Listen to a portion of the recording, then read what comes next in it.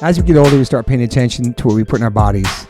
I personally have been listening to my body since I was 18 when I went vegan. I've always been focused on my health. It's super important, mental and physical health. But it's really important for people who are just starting to get more healthy and trying to step up their life.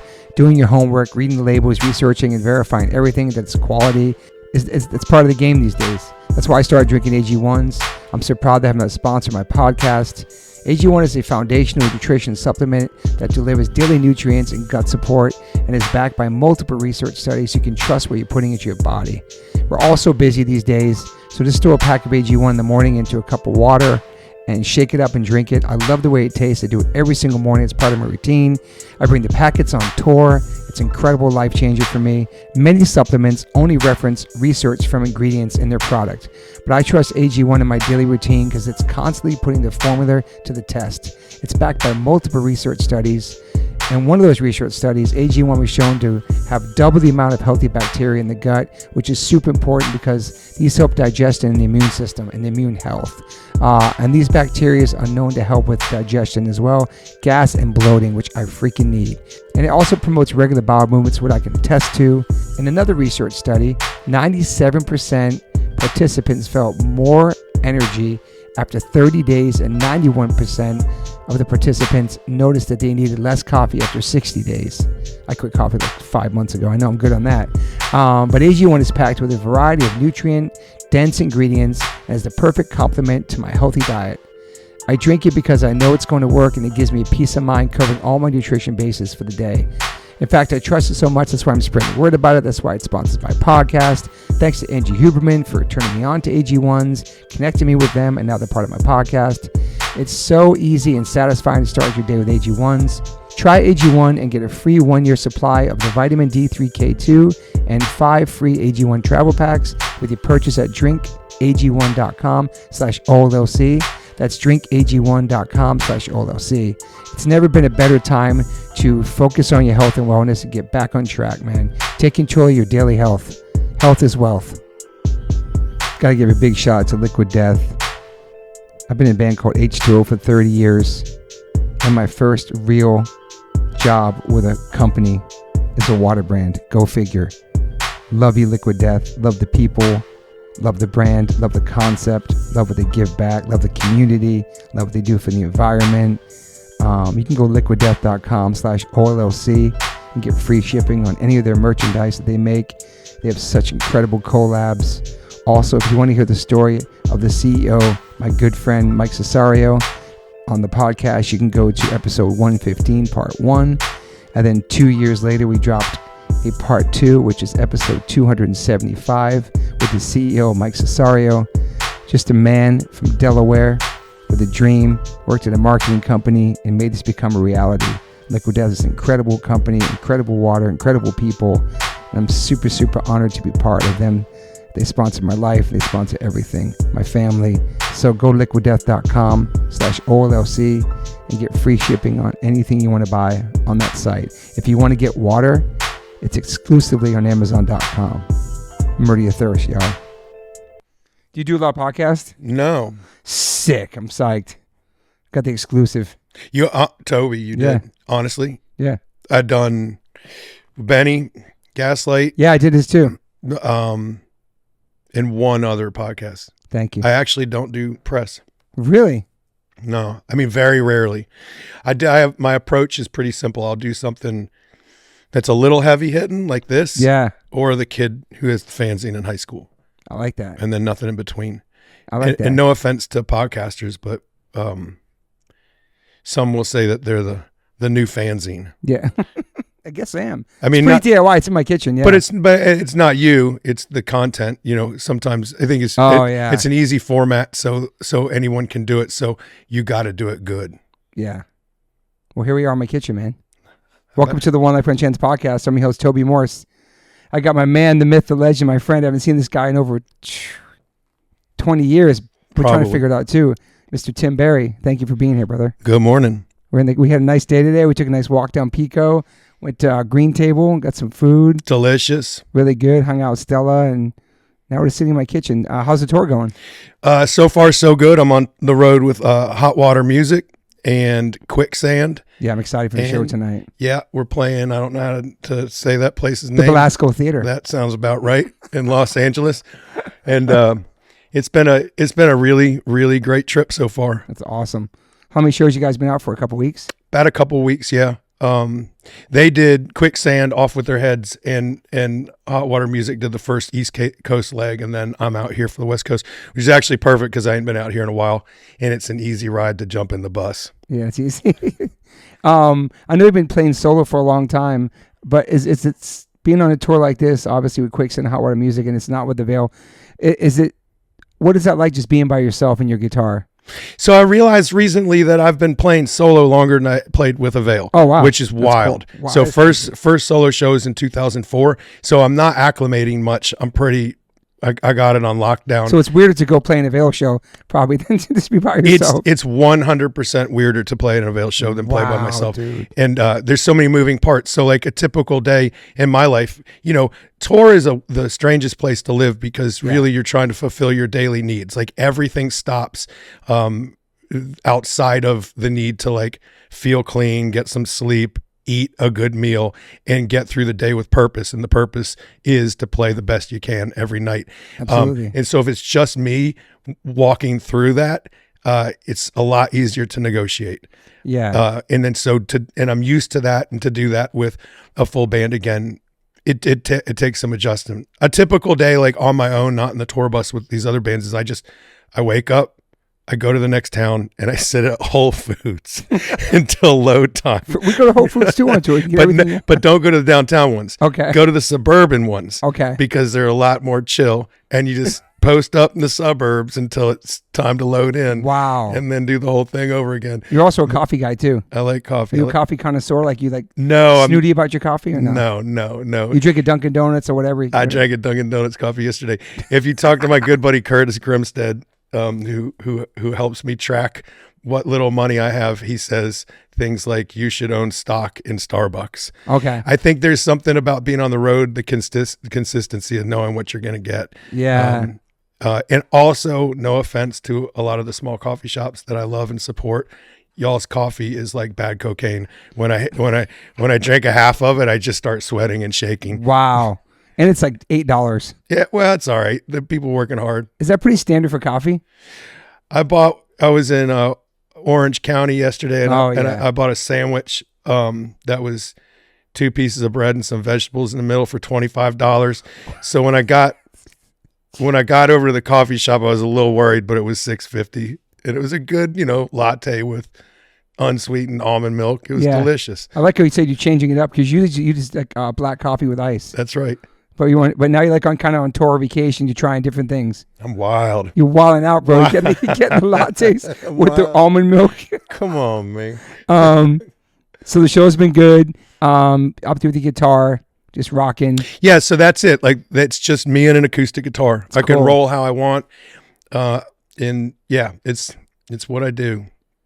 Yeah. So and then playing with Quicksand, amazing band. Hot Water Music too. They have a lot of history with them. And just been to watch those bands playing first. It's cool. It's stressful sometimes, because you say it depends what time you play, how many people in the room. You play to whoever's going to be there. Then you're done. You can like shower or clean up, then watch the rest of the night. It's super chill. I like that.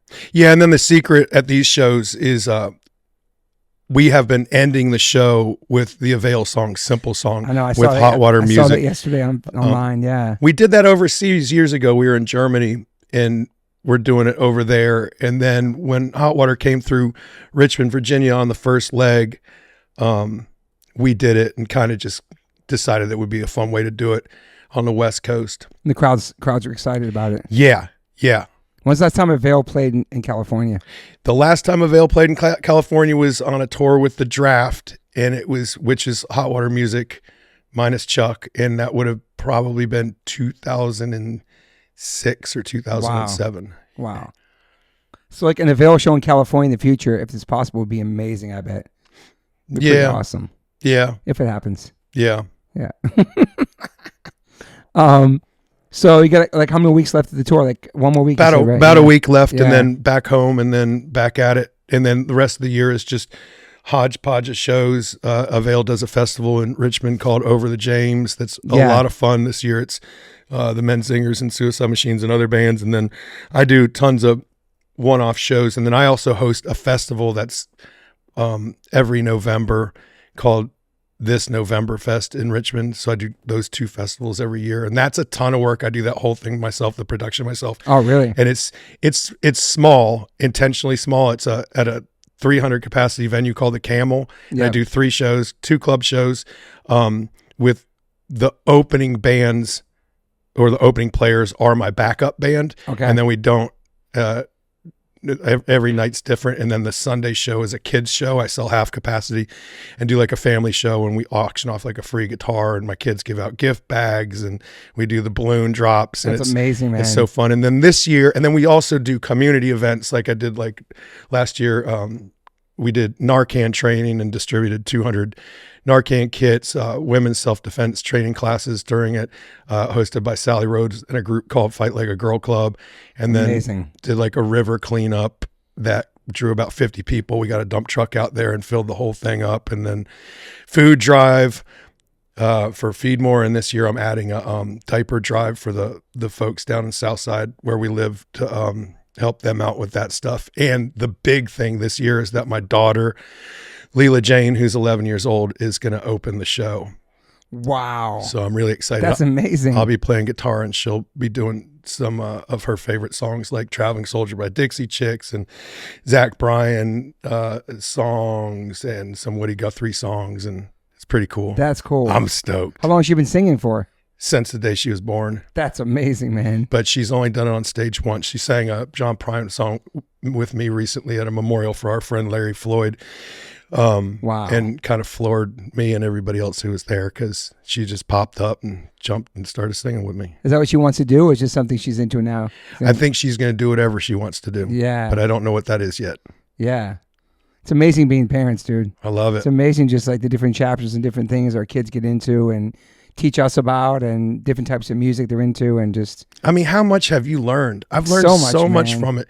I know. It's wild. And I think about like, you know, my life before being a parent, and I did so many things. Same. I've been to so many places. Yeah. You know, I got my hands in the dirt in so many different regions, and learned so much and did so much stupid stuff, and I had so much fun, but like, it's like a different life. I like this life better. Yeah. It's weird. Yeah. I'm lucky me and my wife got to travel around the world together for many, many years before we had our son. But then we had our son, and he traveled the world with us as well at a very young age. My wife is pregnant on tour, and he's just, people think when you have kids, like your life changes, but your kids they adapt to your life as well. And you know, it's interesting how it all works like that. You know? You know what? People say that your life changes when you have kids.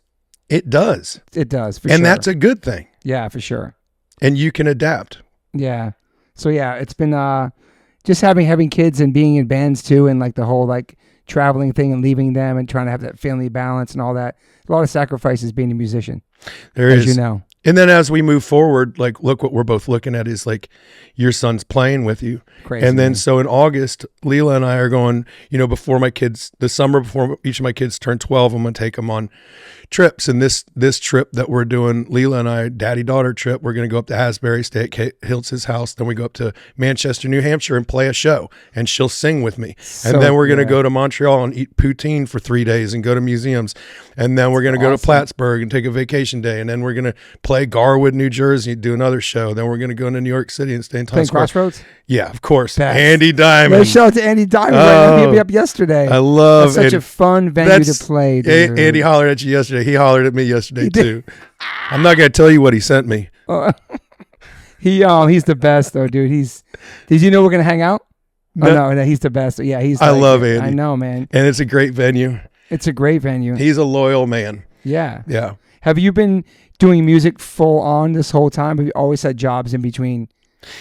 Yeah. Was there a time where you just did music? So in the Avail days, we all worked off and on. Yeah. I worked while I transitioned between Avail and solo, which was not intentional. By the way, I didn't sit down and go, I'm going to be a solo artist. Yeah. I was just always writing these songs and just started sharing them. And I got lucky that some people liked them when I first went out, Avail fans would come and then they decided they didn't like it. So like a lot of my supporters don't know anything about Avail. Wow. Which is really cool. It is kind of cool. Yeah. But the transition financially, like I was working every odd job you can imagine. My main job was at the Richmond Ballet. Wow. Okay. Doing like kind of everything, like building stages, set so carpentry. Yeah. Kind of anything. I would drive the trucks, drive the dancers to schools, set up the sound system so they could dance, running stage left on the Nutcracker, building sets. Wow. Building stages, hanging lights, doing rigging, kind of everything. That was my main job. And they were so supportive of me going out on tour. It's never on contract, always hourly. They always knew when I'd be back. Always made sure that I was home for special events. And then at some point when I was doing my taxes, I realized I hadn't worked for a year. And wow. It's been that way. So this is my full-time job. Full-time? Yeah. Wow. Are you learning how to be a handyman just self-taught, being around it growing up? Fake it till you make it. Yeah. I mean, really, I still do that with music. Yeah, no. I mean, I joke these days, like, you know, the guitar is just a prop for my stories. I mean, yeah, it really, in so many ways, you know, we were talking about comedy earlier. I'm not funny at all. I'm really actually just going to make you cry. But in so many ways, like the show that I have is literally formatted like you would do like spoken word or comedy. I just happen to have a guitar. Again, it's not funny. Yeah. But you are funny. Yeah. So were you in bands before Avail? Growing up, yeah, of course. So I grew up like bands in high school and stuff. Yeah. So when I was a kid, I was in. So my introduction to music, was the church that I went to, which my parents are kind of like. It's a Catholic church in Virginia, and it's pretty like rebellious. They played like a weird folk bluegrass version of like old hymns. So if you can imagine a guitar army of former Vietnam War protesters playing acoustic guitars, a banjo and a stand-up bass. So that was my introduction to music. So naturally, when I heard Slayer and Venom and things like that, I latched on pretty quickly and turned into what some would refer to as a grit or a metalhead, and became quickly fond of thrash. And, how young were you? So I got turned on to the alternate world of music when I lived in London, England, when I was about 12. Wow. So why are you in London? My dad was doing some training over there, and we ended up over there. And that's my whole foundation into where I am now with music is based on this 1 year I spent in London with a tube pass for all zones, and a brother who is 2 years older than me, who would drag me around to see Metallica on the Kill 'Em All tour with Cliff Burton in front of me headbanging. That was at the Lyceum Ballroom. Or when he went to see The Clash in Brixton Academy and left me outside, but did bring me a T-shirt that was white, and on the front it had two Mohawk Marines, and it said The Clash, and on the back it said, "Freedom is more vital than a job." Wow. And that shit rocked my world. That's and incredible. Still does to this day. Like what a quote. Wow. And what a way to live. Like, you know, you can work hard if you do what you love, and that is freedom. Yeah. So that's where I came into music, and I was a thrash drummer. So my first bands, I played fast and heavy, and I sang. Okay. On the drums. Sang and played drums. Yeah. And how many siblings do you have? I got a younger sister, older brother. Okay. And my sister plays with me now. She plays violin, but that's amazing. So that, I mean, not to get too in depth in it, but it is interesting sometimes, like how we end up where we are. And I've been thinking about that a lot lately because I was wearing a Venom shirt today. My brother was at the Hammersmith show of Venom where they filmed the live Hammersmith video. Anyway, so bands like that. And then when the crossover happened in the 80s, all the punks and skaters were hollering at me, like, you know, like when Rain and Blood came out, the Slayer record, they were like, "Oh my God, you know, tell us more about this." And I'm like, "Can you tell me more about the Circle Jerks and Black Flag and Adolescents and Suicidal and all that stuff?" And then so my thrash talents worked real well with their interest in bands like RKL on the West Coast. Yep. So that my high school bands were either metal or like the big band in high school was literally so influenced by RKL, Rich Kids on LSD from Southern California, that we were called LDK, Learning Disabled Kids. And honestly, it's a really great band. Dude, you were the first, okay, I'm not a name drop because he's one of my closest friends. Okay, you're the first person ever to talk about RKL on this podcast. Josh Brolin's a good friend of mine. He grew up with all those dudes. He's working on a documentary. I'm going to get you in the documentary because you love them. Nobody's ever mentioned them on this podcast. Dude. It's so freaking cool you mentioned them. What he needs to know is that there's this little pocket in Virginia of kids who worshipped RKL. And how that happened, I still don't really understand whose Big Brother introduced them and why we were so entangled in them. But I guess like... maybe it seems so distant and foreign to us because, you know, we had COC. Yeah, we had Four Walls Falling. We had Rites of Spring. You know, we had Ag Front. They were like, you know, geographically made sense. But this band was so like literally worshipped. It's like, how did it make it to Virginia? It's crazy, but in the smallest community. Like, I mean, worshipped. And I wish, and I wish some of those guys, you know, most of those guys are dead now. Yes. So I mean, in the band that I was in. So some RKO did too. Yeah. But I wish that they could back me on it. You know. But anyway, so that's from there, from that small community, Avail actually was already together. Okay. And then I became their drummer. I got put up for a little bit for drugs, and then when I got out and was sober, I joined Avail, and then eventually, as the band kept changing lineups, became the singer of Avail. So I was the original drummer, and then Avail just, you know, did what Avail did. So when you put up, you got to do some time. It's just stuff. Or like rehab shit. Yeah. Things happen. Yeah, you were a wild kid a little bit. Oh, not a little bit. Okay, a lot. Okay. No, I was a brawler. You were a brawler. Okay, I mean, I was the kid on the BMX bike with the jean jacket and the Nike high tops and the mesh hat backwards that said "Instant Asshole, Just Add Alcohol," and I was selling you drugs and smoking Marlboro Reds and fighting. And, wow. Yeah, I was that guy. You almost described like the Anthrax kid too. No, I was in municipal waste before there was municipal waste. Ooh, that's what I looked like. Wow, that makes sense. Yeah. So were you a crazy kid in school too? No, it's pretty quiet. Did you like school and make it through school? Like graduate? Well, yeah, I graduated, but that part that I'm not really being expressive about is how I graduated. Okay. I got you. Okay, I got you. Were your parents like strict and stuff growing up? I got really great parents. Yeah. But pretty hands off. Okay. But not really strict religious either? No. Yeah. Great parents, pretty hands off. Definitely doing my own thing. Yeah. So out of high school, you end up going to college or anything or no? No. Just strictly music, shows, all that stuff. Just working. Yeah. Just working. So with music, for me, I've never had any expectations. Yeah. I've never had a goal. I guess I just like, it's as normal to me as walking. I mean, the amount of songs that I have I have so many songs that are unreleased that just go in my head. So, you know, both. Were you journaling too as a kid? You know, we were talking about social media earlier. Yeah. You know what drives me crazy?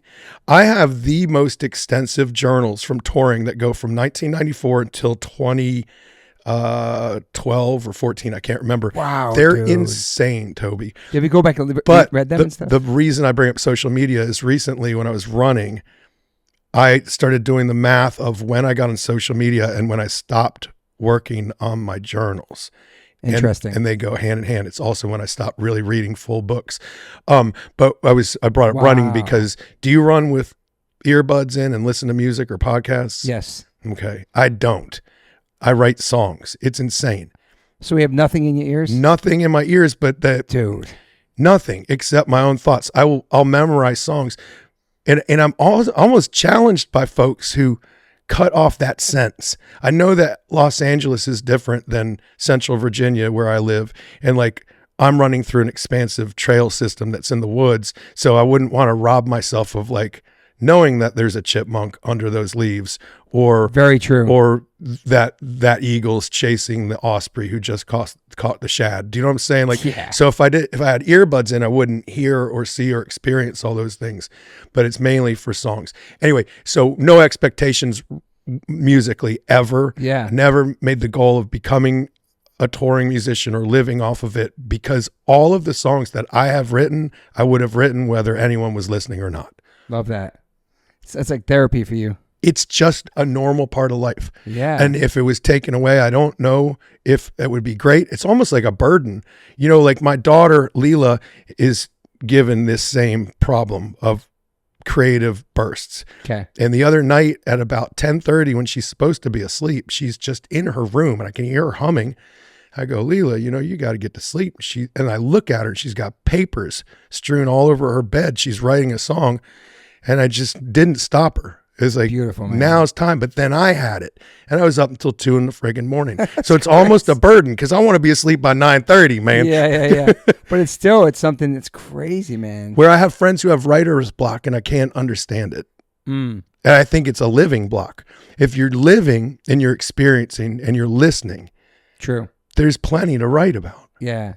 And you lived in the same area your whole life? No, I've lived in Northern Virginia. I lived in London, that one section. Yeah. And then I lived in Richmond for 35 years. Yeah.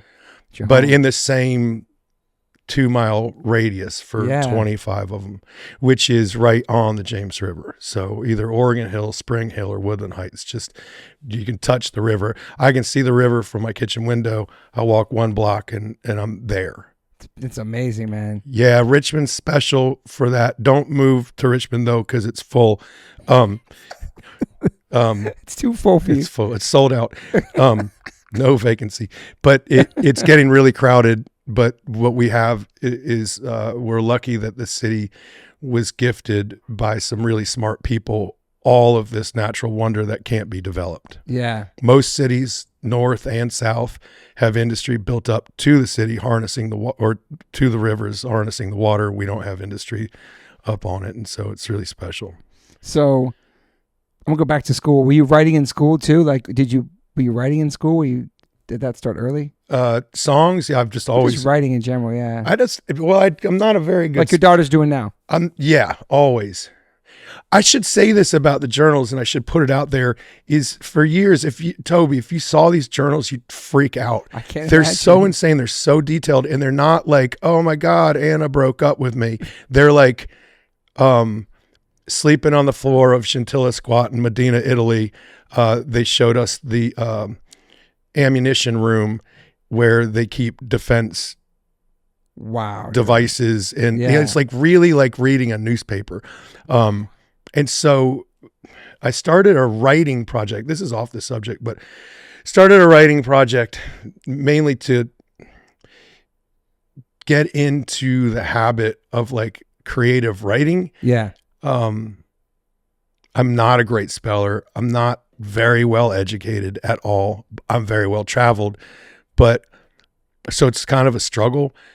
But I had an editor go through this project and they reacted really positively, but I can't seem to figure out how to finish it. And the practice was put into place so that I could next focus on these journals and how to approach them. Of course, there's things you have to redact, but it's like, and you're going to understand this. What I think what's most interesting about them is when they're written is during the transition from zero technology to handheld devices. Yes. So we're talking about my notes about setting up a tour in 1994 of Europe using a fax machine because we couldn't afford the phone bill for making long distance calls, which people don't even really understand now. So setting it up with a fax machine, and then touring Europe with directions like go to town, look for punks, with no place to stay, with no phones, with no credit cards, that the stories are kind of endless. And like, so now it's really almost like those journals have become not a study in like DIY or punk touring history, but more like history. History, yeah. Like, it's hard to explain what it's like to try to get lost now. Nobody gets lost. It's hard to explain that we would have to sleep in truck stops and wait for them to open because there was no credit card swiping machines for gas. Wow. Do you know what I mean? And taking showers there, all that stuff. Yeah. It's definitely interesting Those documents. maps we had too in the car. They carried those maps, I forget what they're called. I still carry them. Rand McNally's.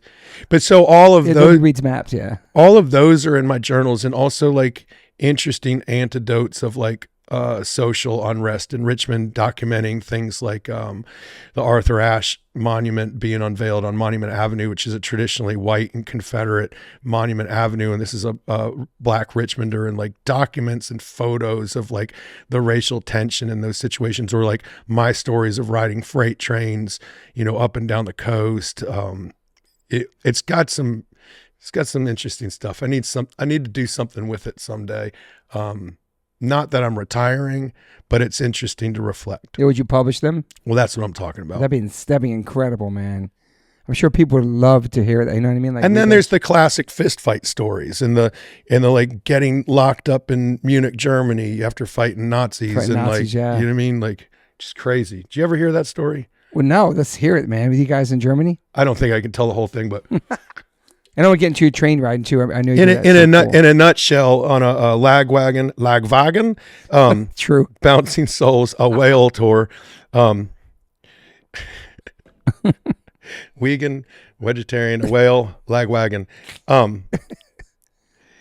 early 90s, late 90s, big fight in Munich, Germany. Some of the guys who are pretty level-headed would say that it's the biggest street fight they've ever seen. Wow. Basically, our Brazilian tour manager got punched.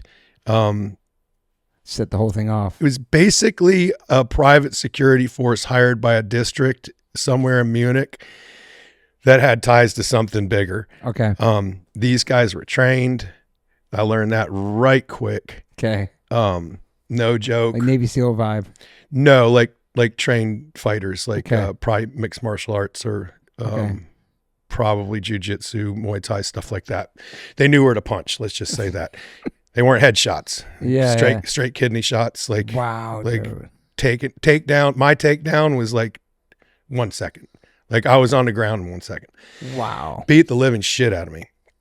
Beat the living shit out of Bo. Beat the living shit out of a whole bunch of us. But where it got really wild is they started going on the buses and pulling people off who were sleeping and beating them. It's well documented. You should interview other people who are involved in this too. Like, straight up going on the buses, pulling people out of bunks, beating them in the streets. And so that's fucking crazy, man. You know, like any animal who's gotten cornered, when I got cornered, there's 3 of them. I should say that I threw a lot of punches before.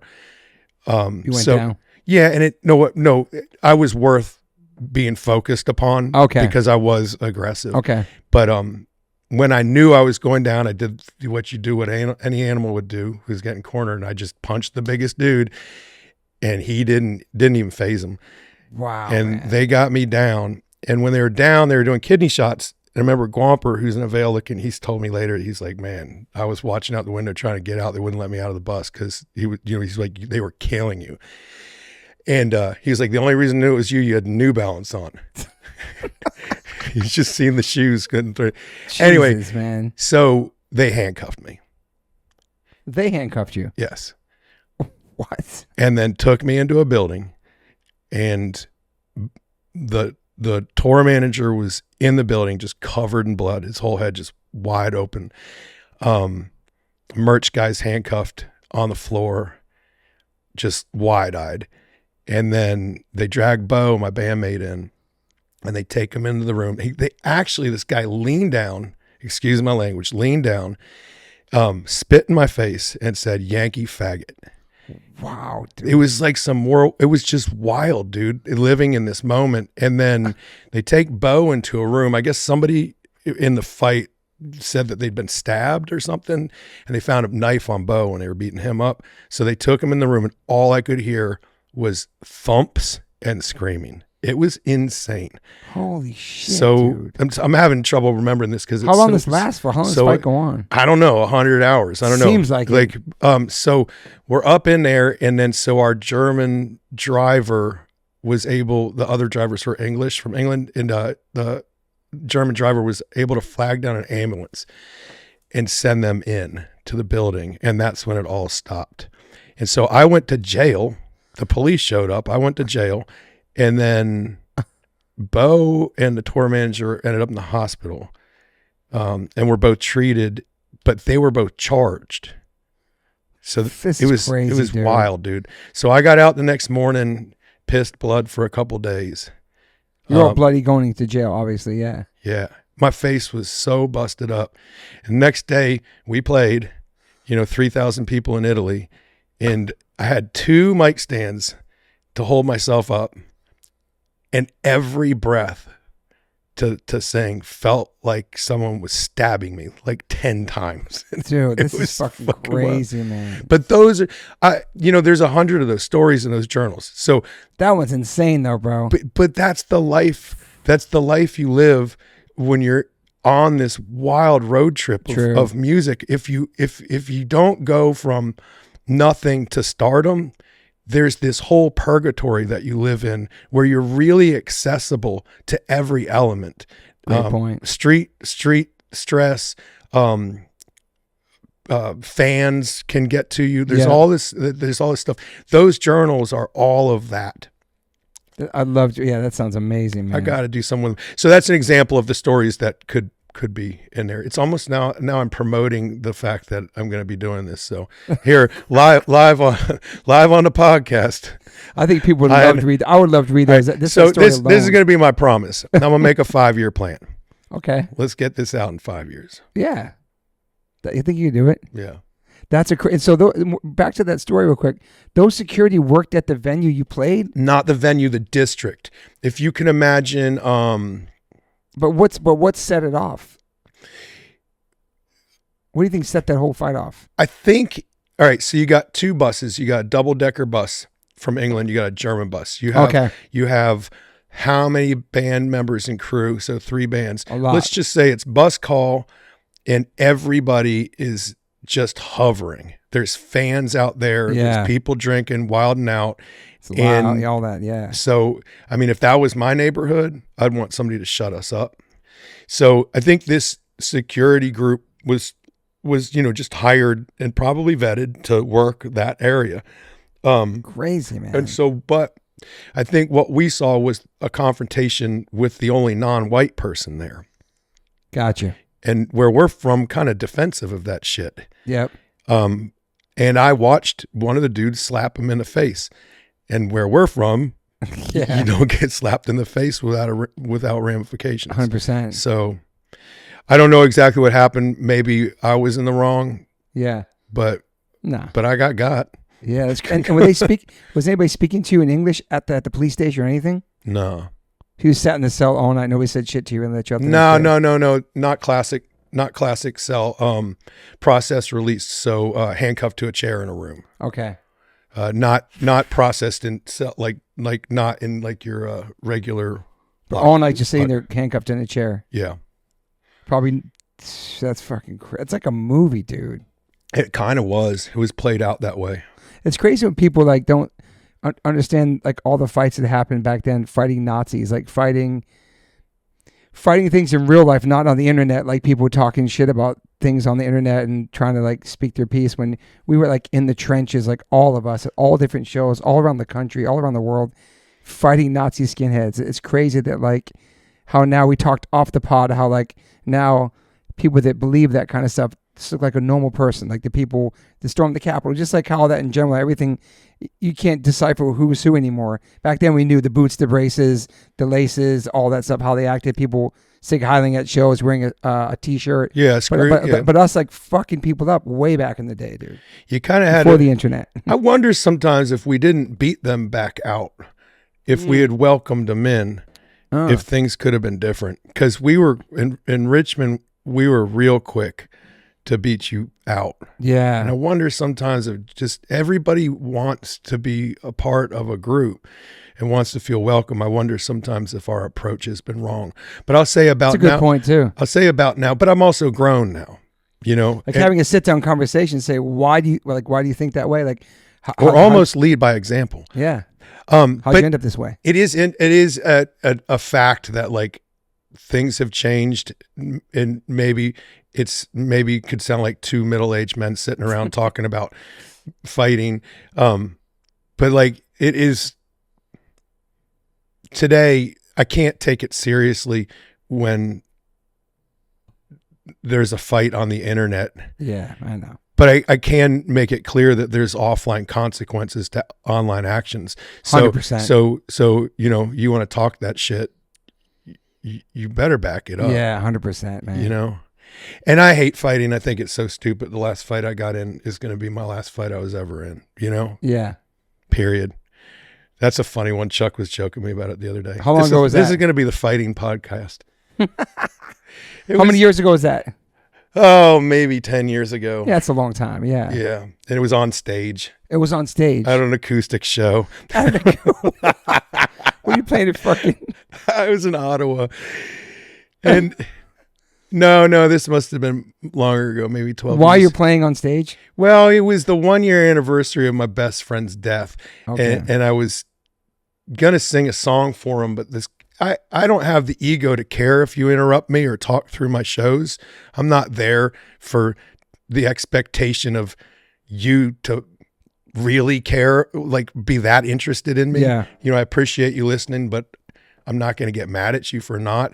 But this guy kept like blatantly interrupting me when I was trying to talk about this thing. And he just was saying things like, you know, there's no talking between your songs on your record and things like that. And it's pretty rude. Yes. And he ended up on stage and I gave him a chance. And then he said, doesn't sound like much of a friend to me.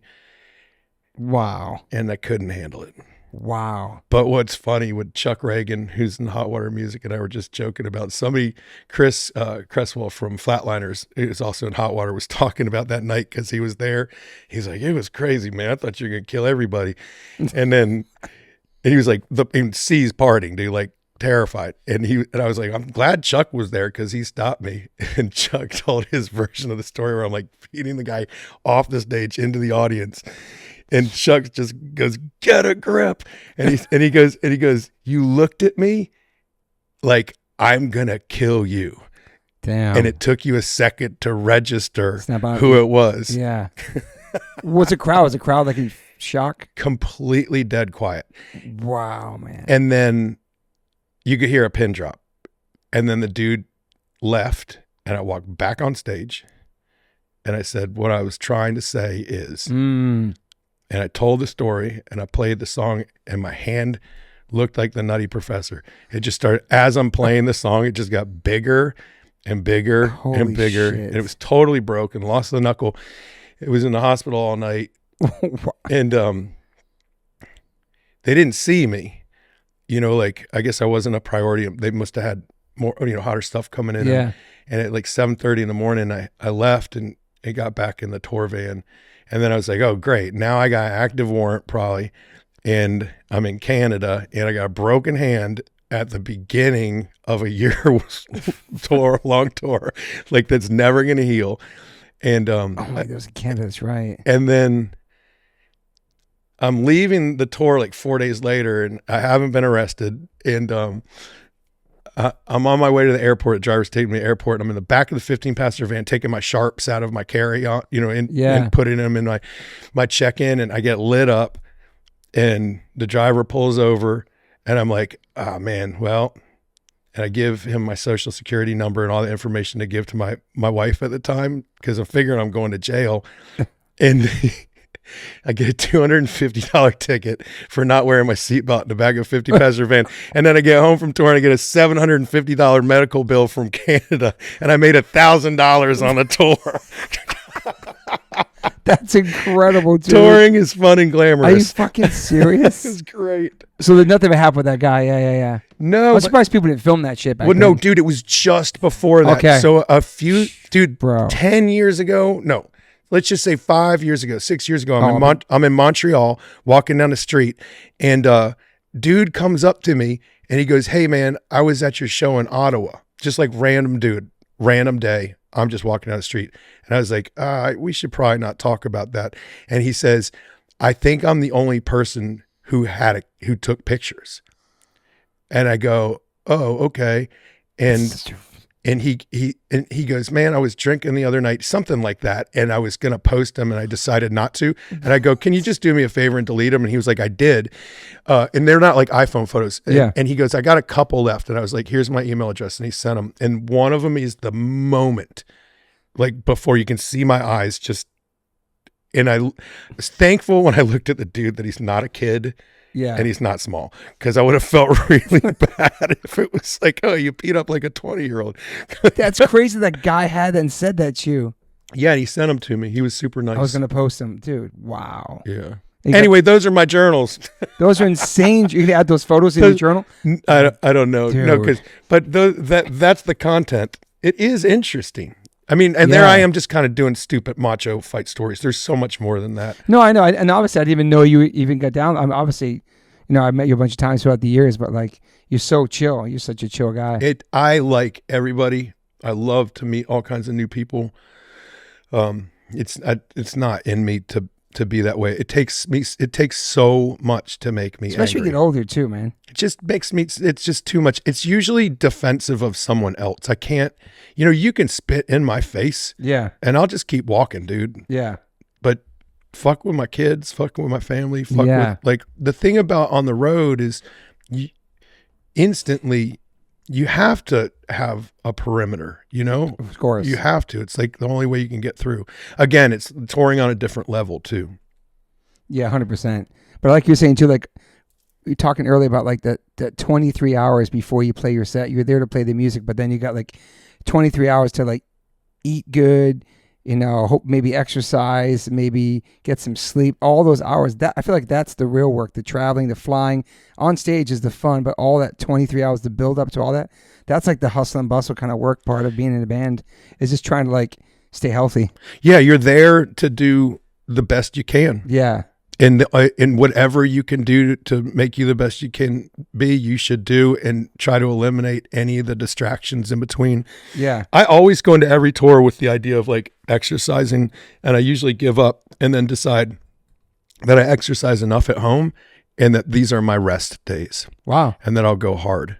It's like a vacation kind of, yeah. Yeah, it's a vacation, but I also set it up so I can get out of it. Like, I hollered at this guy, back at home. He's one of the owners of High Point Barbershop. He does like Westwood Athletics. I just DM'd him the other day. I was like, "You doing the half this year? We got to start running." Nice. Do you know what I mean? Just so I got you, when I get home, now I'm stuck. Now he's going to holler. Yeah. Yeah. He's going to hold me to it. You got something to focus on. Yeah. Do you run a lot? Yes. How many years have you been running for? My whole life. Your whole life been running? Literally. Yeah. Besides that. But not running track in school. And you did sports as a kid? Never. No, I played ball, like street ball. Okay. Never organized pickup games all over the place. Yeah. No, that was my thing, basketball. Met a lot of cool people. Met a lot of people I would never meet playing basketball. That's awesome.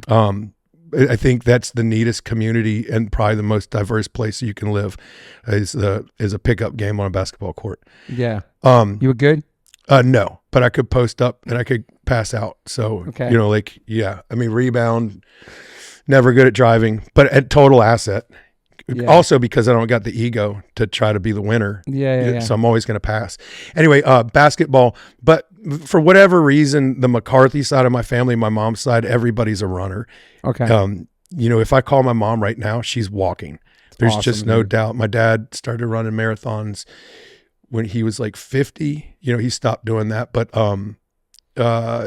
my brother runs, my sister walks every day. I'll run. So good. When we do the 5Ks at home, my sister and her two daughters and my two daughters will go out and do them together. That's cool. And then I'll do the other races.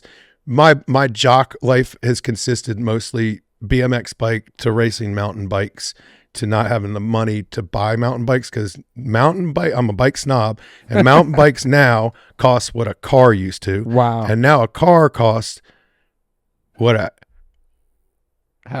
house does, and now a house costs what a plane did. So so running shoes, 4 or 5 pairs of running shoes a year are way more affordable than anything else. So I just love to walk. I love walking too. I love to run. And I have just like kind of, I have some things in place. Like if it's below 35, I don't run. Okay. If it's above 90, I don't run. Okay. Both of those feel really uncomfortable, and I walk instead.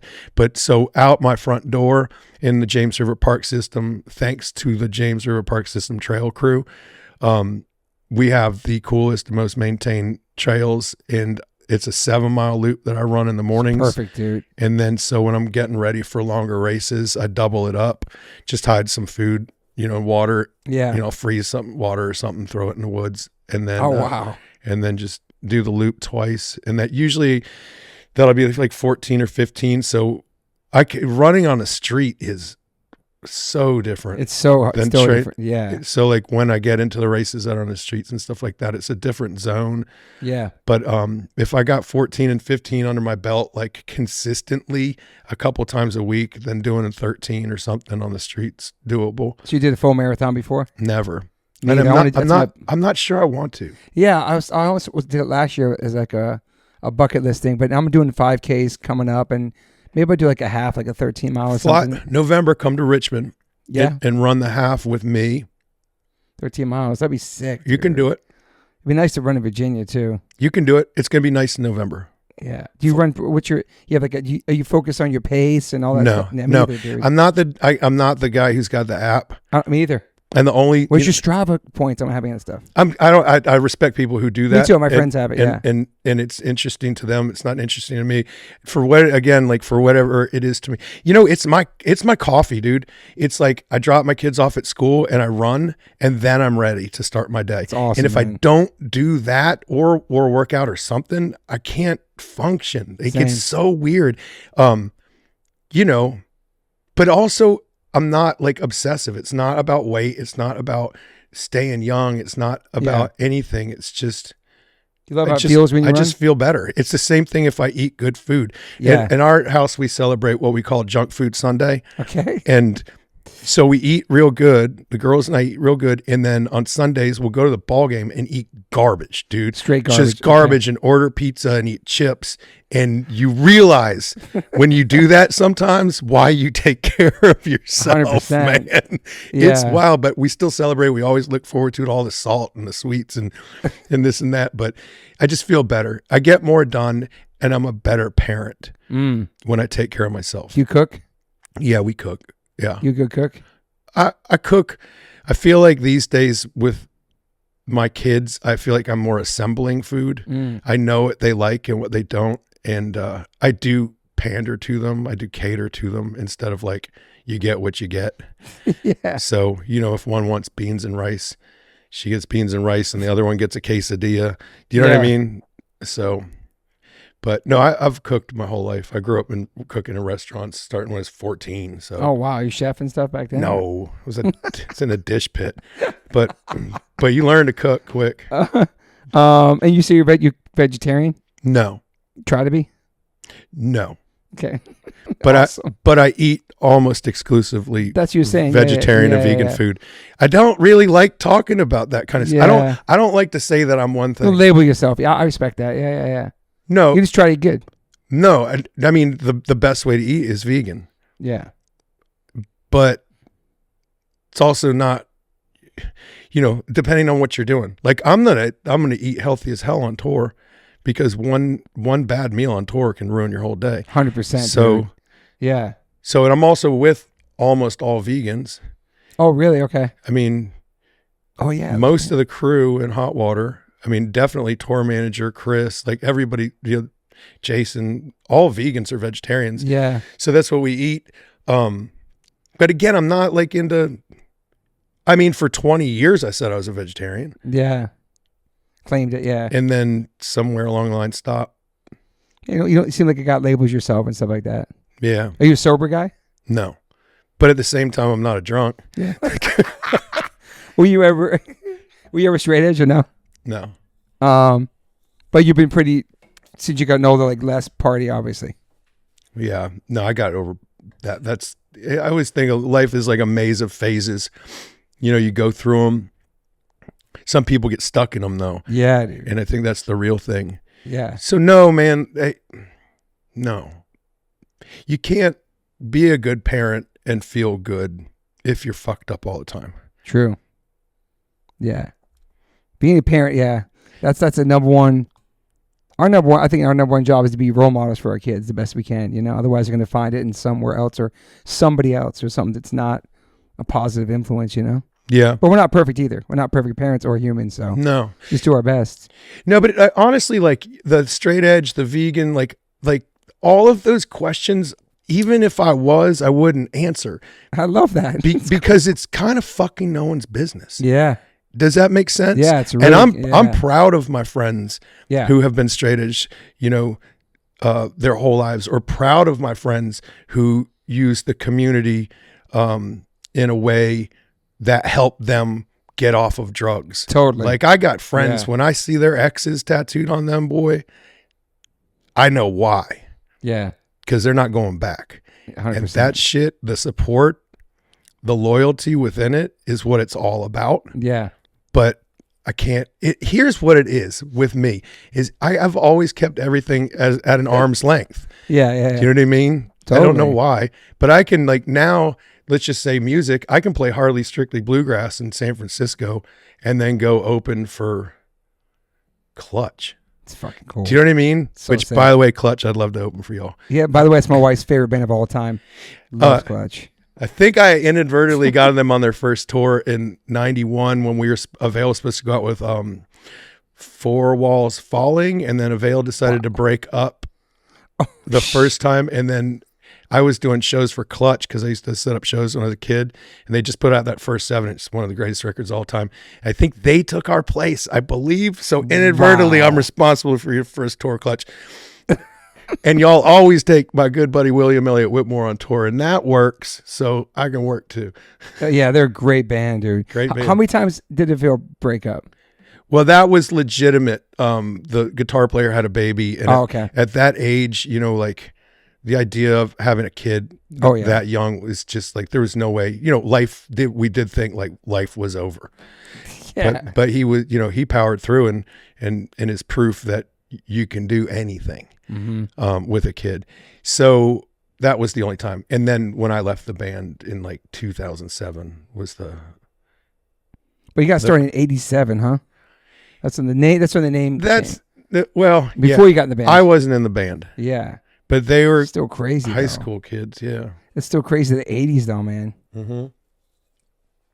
It's always Avail. Always had. I don't know, man. I'm sorry. The other bands that were from Virginia. We mentioned Four Walls Falling. What was some other Virginia bands? In the 90s is when the Central Virginia music thing really started popping, and there was a lot of bands. I mean, I can't think of the whole list, and if I start naming, definitely No Turning Back. Shout out to Dave Wood's band. They're a fucking incredible hardcore band from Virginia that I know of. But. And then later DTN, like all those bands. Oh, yeah, but I don't want to start naming the bands. Yeah. Because I'm going to leave some vital ones off. But I'd say that like the 90s is when the Central Virginia thing really started popping off. There was great venues that were open to hosting all kinds of different shows and tons of bands coming through. And Avail was really starting to hit the road hard. You say 87, by the way, with Avail. It doesn't, like the Avail that we know today didn't really come until 91. Wow, okay. You know, like that's when it really started taking shape. Yeah, when the first EP came out. The early stuff doesn't even like, the only thing that's similar is the name. It doesn't sound like the same band. Not to discredit it at all, but it's just not when like the normal person thinks of Avail, you wouldn't even notice the band. Like, yeah. Were you going to shows in DC too, obviously back then? So I went to shows in DC, Baltimore, Raleigh. Yeah, Raleigh. We would go Hampton Roads, Raleigh,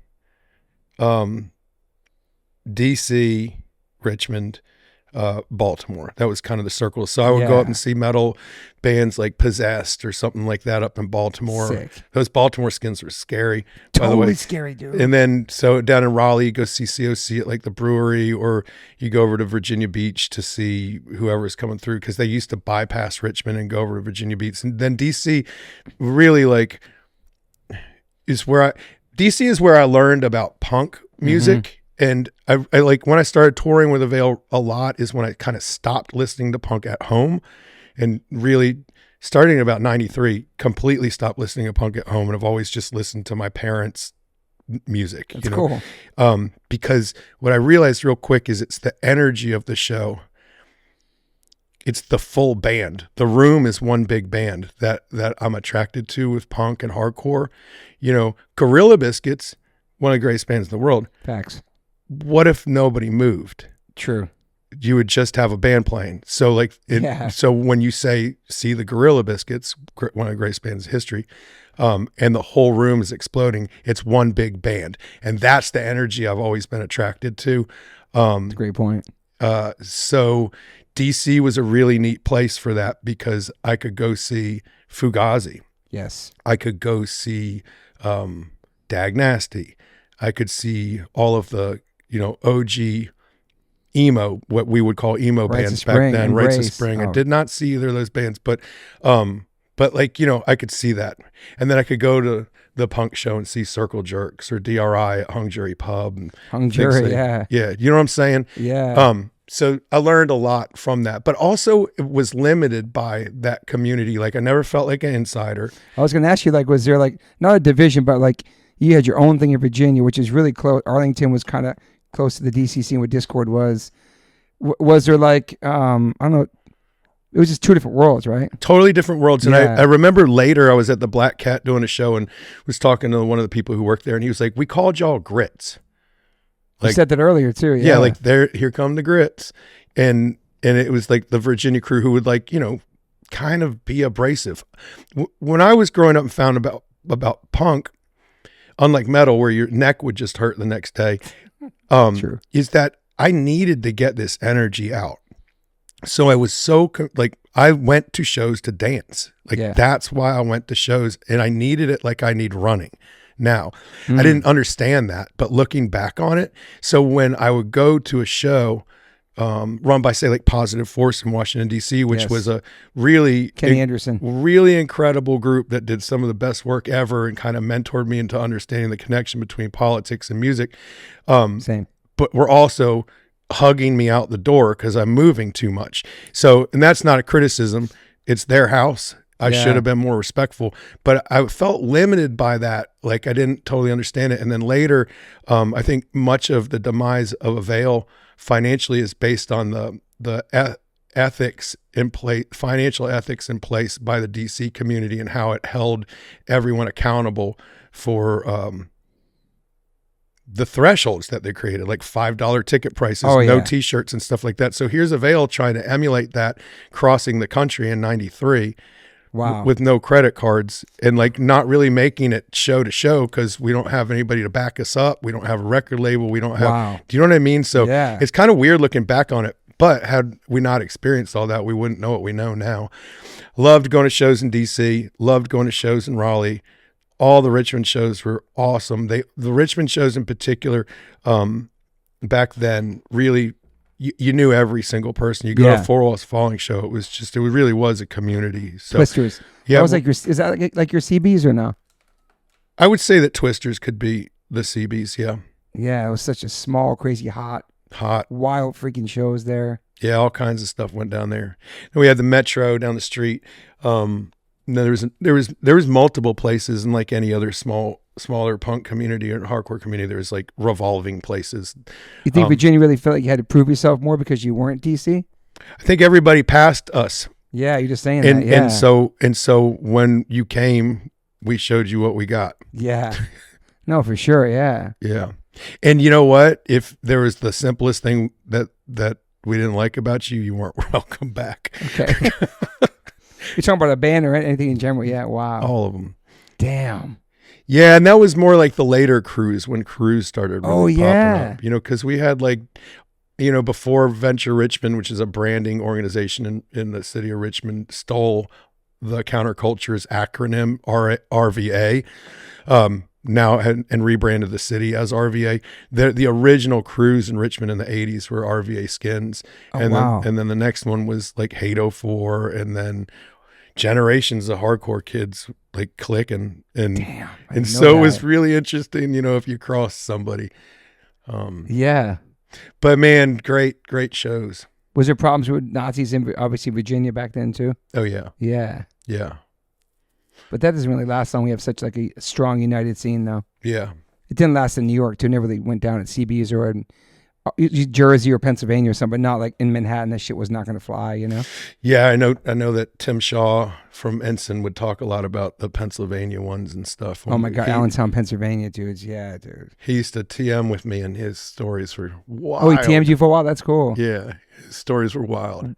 For every band that came through that town, always, especially New York bands. Yeah, it was like it's such a crazy thing when like, I was talking about this the other day about how like the hardcore scene is so, there's so much diversity in the hardcore scene now. It's young, it's thriving. There's women's, there's all kinds of diversity in the scene. And bands like 7 Seconds was singing Rock Together, and people fighting during that song. Like insane. And like now I'm seeing it now, like 30, 40 years later, I'm seeing exactly what these bands wanted to happen with the way the scene is now and thriving, all the young bands. It's beautiful, dude. And back then people just like weren't even listening to the lyrics. Like Skinners would come to shows fighting during like these positive bands. It was so crazy to me. Yeah, that was the only intention though. Yeah. I mean, Civ has that song Soundtrack for Violence. It's a place where we can go and get away with things there, you know what I mean? And all I wanted was just to dance. Yeah. Get it out. Do you like stage dive and all that stuff? Oh, I loved it. You have your own style of dancing?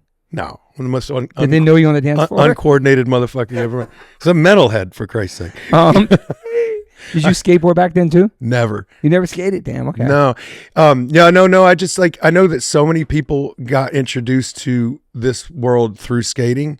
In fact, skating saved a lot of my friends' lives. I'm thinking of like Ken Freeman, who grew up in a small town in South Carolina, who got into skating in Nirvana.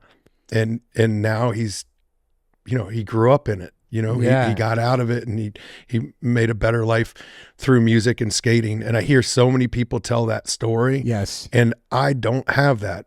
I never skated. I rode BMX bikes. That's crazy.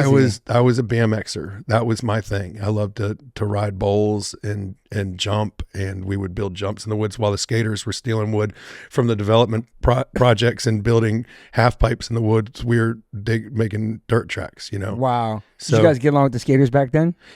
Well, that's so young and cliquish, but I know because because the metalheads and the skaters didn't like each other until the jocks beat up one of us, and then we'd all get together and fight the jocks. That's so fucking so funny. Stupid, so stupid. But yeah, no, I was a BMX dude. I was definitely a BMX dude, and I mean it makes sense. I mean I'm listening to Leonard Skinner and Metallica. I mean not really, and truthfully. When I ended up with one of those Tony Hawk boards at some point. Oh, sure. The original one? Yeah. And so if you drop in on a half pipe on a bike, you push down. Okay. So when I finally decided I was going to try this on the skateboard, I might as well have just jumped face first into the flat. You face planted. With a leather jacket and a jean jacket over it and tight pants and high top Nikes just flailing. That was the first and last time? Yeah, it was the last time. Holy shit. No, not a skater. Do you feel like obviously growing up in punk and hardcore, like all those ethics and DIY, just all that you've carried in your adult life, being a father and all that stuff? 100%. Sure. Yeah. 100%. It's crazy too, like as I was saying about like my acoustic stuff and a lot of people not knowing like the punk background that I come from. Yeah. And like how it's we're trying to explain this to say some of my friends at home who are civilians, like people who we both said civilians earlier today. Yeah, who didn't grow up in punk or in this world, like trying to explain why at my annual festival in November I do Narcan training and do food drives and do community events. Like to them, that's like, wow, that's like, you're the coolest person. That's so neat. And I'm like, no, that's what you're supposed to do. Yeah. Like it doesn't even cross my mind. Like this is the reason I play music still escapes me. But what I love about music is that it gives you an excuse to do something. So if you put a show on your calendar, it gives you an excuse to live your life. You have this goal. You're going to go to the show. You're going to get a hotel. You're going to go visit with friends. You're going to go to the show and celebrate. Absolutely. And at the show, we're going to do cool things that brings community together. You use music as an excuse to bring people together and to do good things, to be good citizens. Yes. And so like where a civilian will say like, that's the coolest damn thing ever. I'm like, no, that's just how we do. It's true. And you shouldn't actually even acknowledge it, because you should be receiving that and giving that. Yeah. It's crazy. It's just I feel like we're part of some special world that like is as big as it is now, and how known so many bands are from our world. It's still a very small underground world that we came from. It is. And it's I feel weird sometimes being in society, like going to my son's school and like feeding the kids. I'm covered in tattoos. What do you do? I'm in a punk band. Or just even talking to somebody who works in an airplane, even like a couple weeks ago. What do you do? What kind of band? What kind of music you play? I'm like, oh, hardcore. And they're like, what is that? They still don't know what it is. And it's crazy. It's 2020, almost 2025. And it's like, we still live in this world we're both adults. Like we own places. We have kids. We pay our taxes. We do adult things, but we're still like kind of big kids who get to do what we love and play this music and be part of this world. It's like, it's very small, man. I love that, I was talking about DC, and what I learned from those Positive Force shows and stuff is like what I'm doing now is carrying that. And, the maze of phases, like where I've gone in my life, I picked up the things that I think are positive and good and right, and I still hold them with me. I'll give you a suggestion. True. Though. When you're at the airport and someone asks what you do, this is what I say: music retail management. Okay. That's great. Because that's true. Because I run my own business. Yep. I manage myself, I play music, and I run the retail side. But then they don't ask any more questions. Yeah, that's great. Because I'm trying to say, like, well, have you heard of Blink-182 or Metallica? Okay, well, we're melodic, but we're not that poppy, and we're not that as hard as Metallica. You're giving a review. That's what I try to tell civilians. Like, I love that we both said civilians earlier today off the pod. It's just like, and that's not a disrespect to people who don't know about punk or this subculture that we grew up in, that we're still part of and having our normal daily lives, but it's such a different reality. And like being on tour and then coming off tour and being a dad and being a husband again after touring for a couple weeks, like it takes time. It's two different worlds, bro. It's like not real life. Like all you're doing is just traveling to play music every night, but then you come home and it's like, okay, responsibilities, you got to take your kids to school, take them to practice and all that. Do you find yourself pacing? Yeah, because we always have because on the road we always have somewhere we have to be, but don't really need to be there. And then, but then when you get home, you're like, aren't I supposed to be going? Don't I need to wait a sec? And then you're like, actually, no, you don't have anything to do but read your book and go to sleep. It's so strange. And like having no responsibilities except for playing music and stuff. It's almost like a guilt there too. Like you're checking in with your wife and kid. You guys good today? Oh, we're dealing with this and that. Yeah, I'm just waiting around or doing something to play the show. You're speaking my language. You know what I mean? Those 23 hours. Dude, the other day, right before tour, I'm like rehearsing. I practice in my house. Rehearsing is a big word for playing the guitar and singing.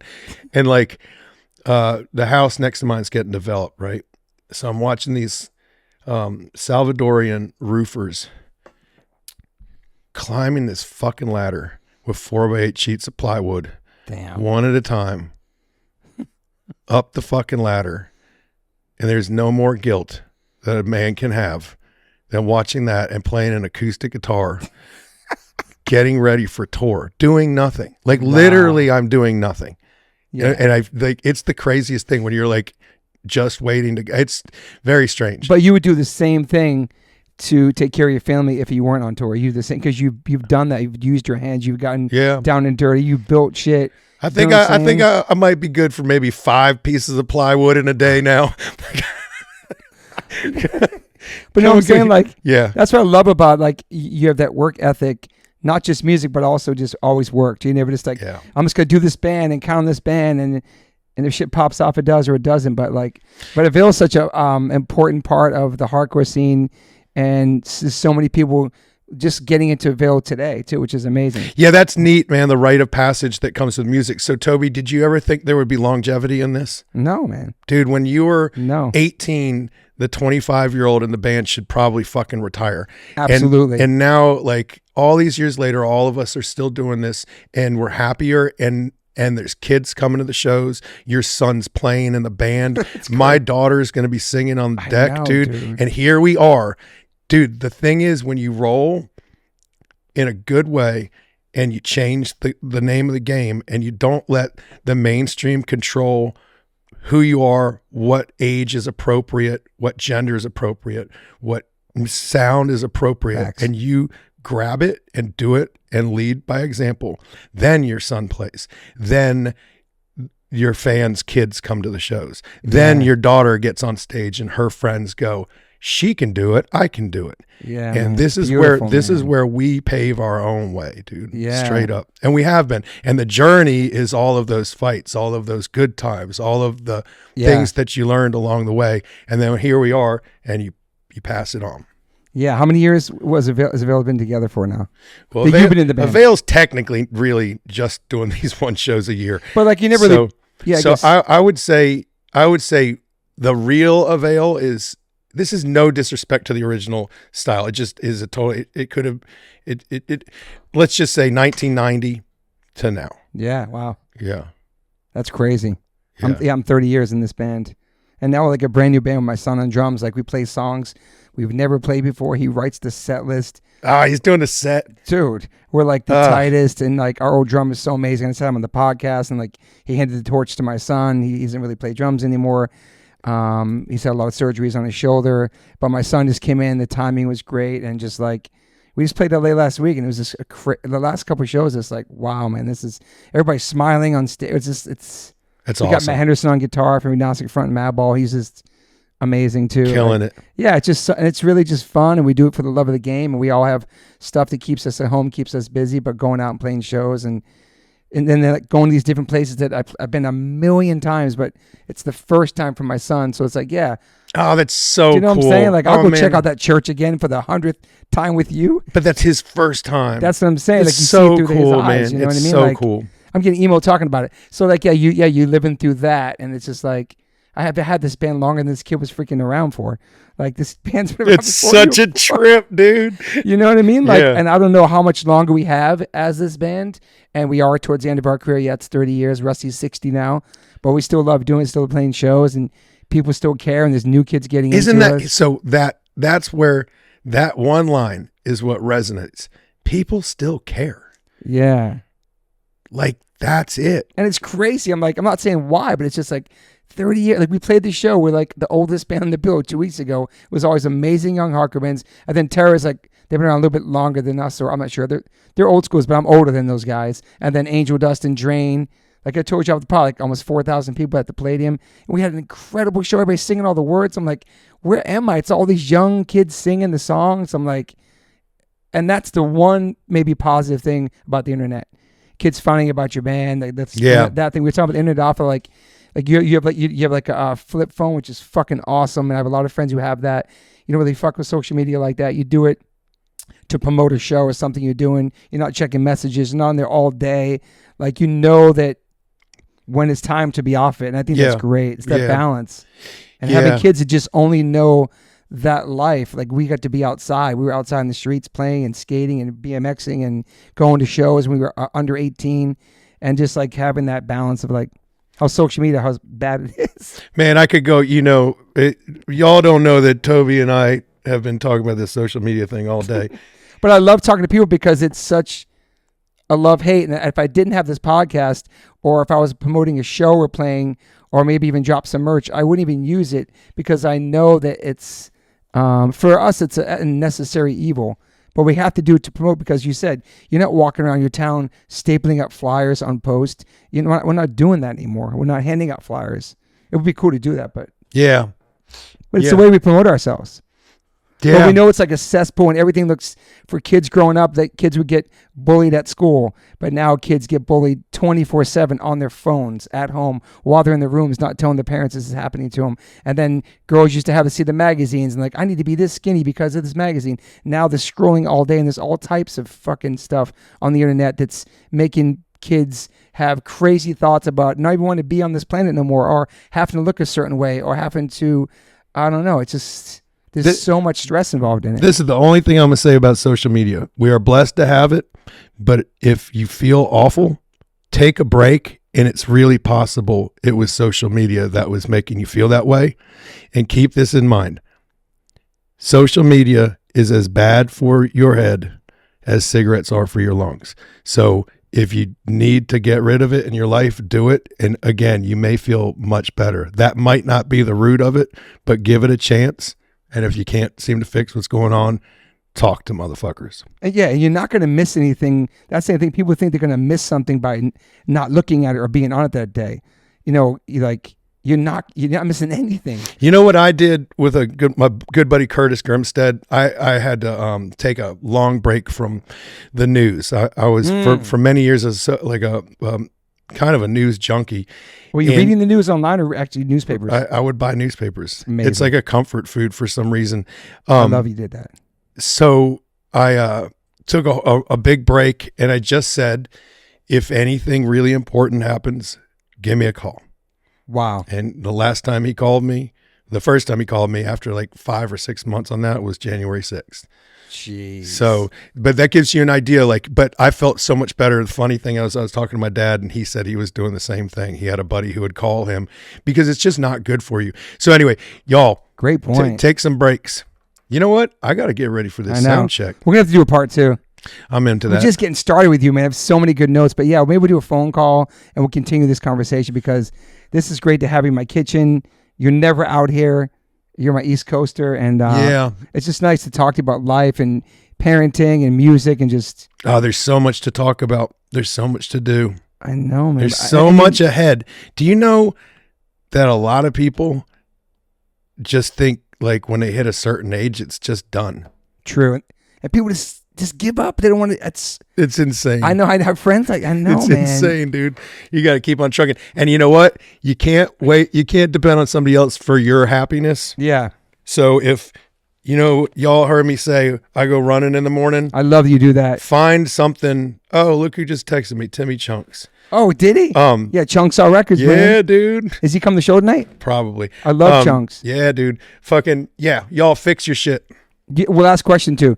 Do you have, since I can't get all these, we'll do them on the phone, but do you have any major regrets in your life? No. I love that. No. There's a couple things that if I think really, no. Respect. And here's the other thing. A lot of people say that. I've just done what I've wanted. I got my own compass, dude. I say no to 99.9% of things. Okay. Because I only want to do the things in life that will bring joy to me and those around. And like with shows and things like that, I want the people who come to my shows to be as comfortable as they would be in my home. Yeah. So that's why I say no to 99.9% of things. If the place doesn't, if the people and the place and the bands aren't accommodating to all the people who are coming, then I just won't do it. I love that, man. To the point where like the doors have to be 7 and I'm on by 9. Because I have to respect the fact that the people who come to my shows are adults with kids and jobs, and we're trying to be bed before midnight. We're not here to sell liquor, dude. Yeah, we're here to make some music and get a good night's sleep. You go to bed early, you get a good night's sleep. On this tour, no, we sit back home. We sit in the bus and shit talk till 3 a.m. But you go to bed early at home and like a regiment schedule. Wake up a certain time. Yeah, get a certain amount. You get. I'm an early dude. I can see that. Yeah, I'm an early dude. Early to sleep. Early dude. Always been that way.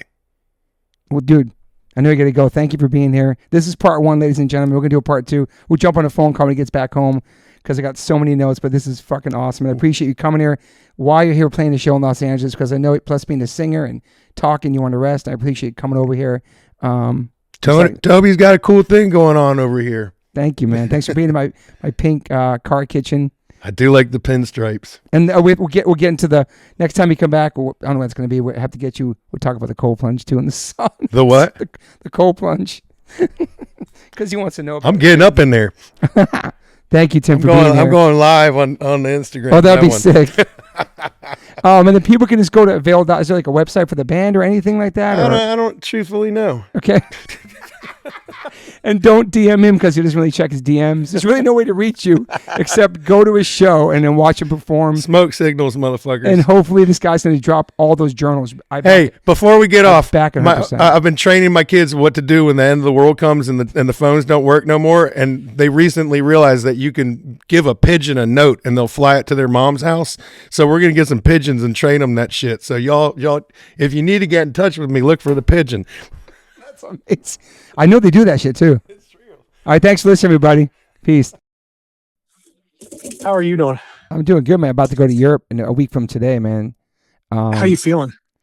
I'm feeling good, man, because I think I'm going to upgrade myself for the first time in my life and actually be able to lay down on the flight and just bite the bullet so I can kick off the tour healthy. I don't know, man. I'm thinking about it. I'm really thinking about it, man. I'm gonna be an agitator here and say forget all of the bullshit of like DIY ethics and doing shit the hard way and upgrading yourself.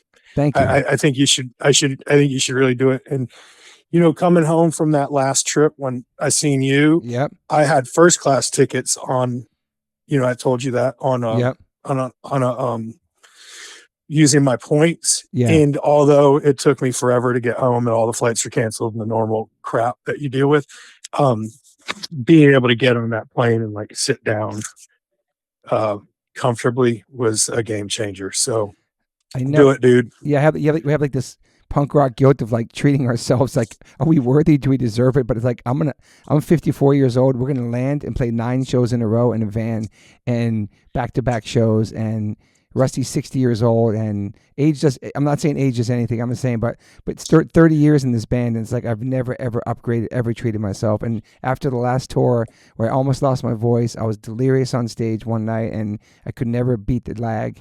Yeah, I want to be healthy, and that's the most important thing. And if I'm not 100% me, then it's not 100% the best show I can give. So, yeah, I got to fucking invest in my health and do it, Fuck it.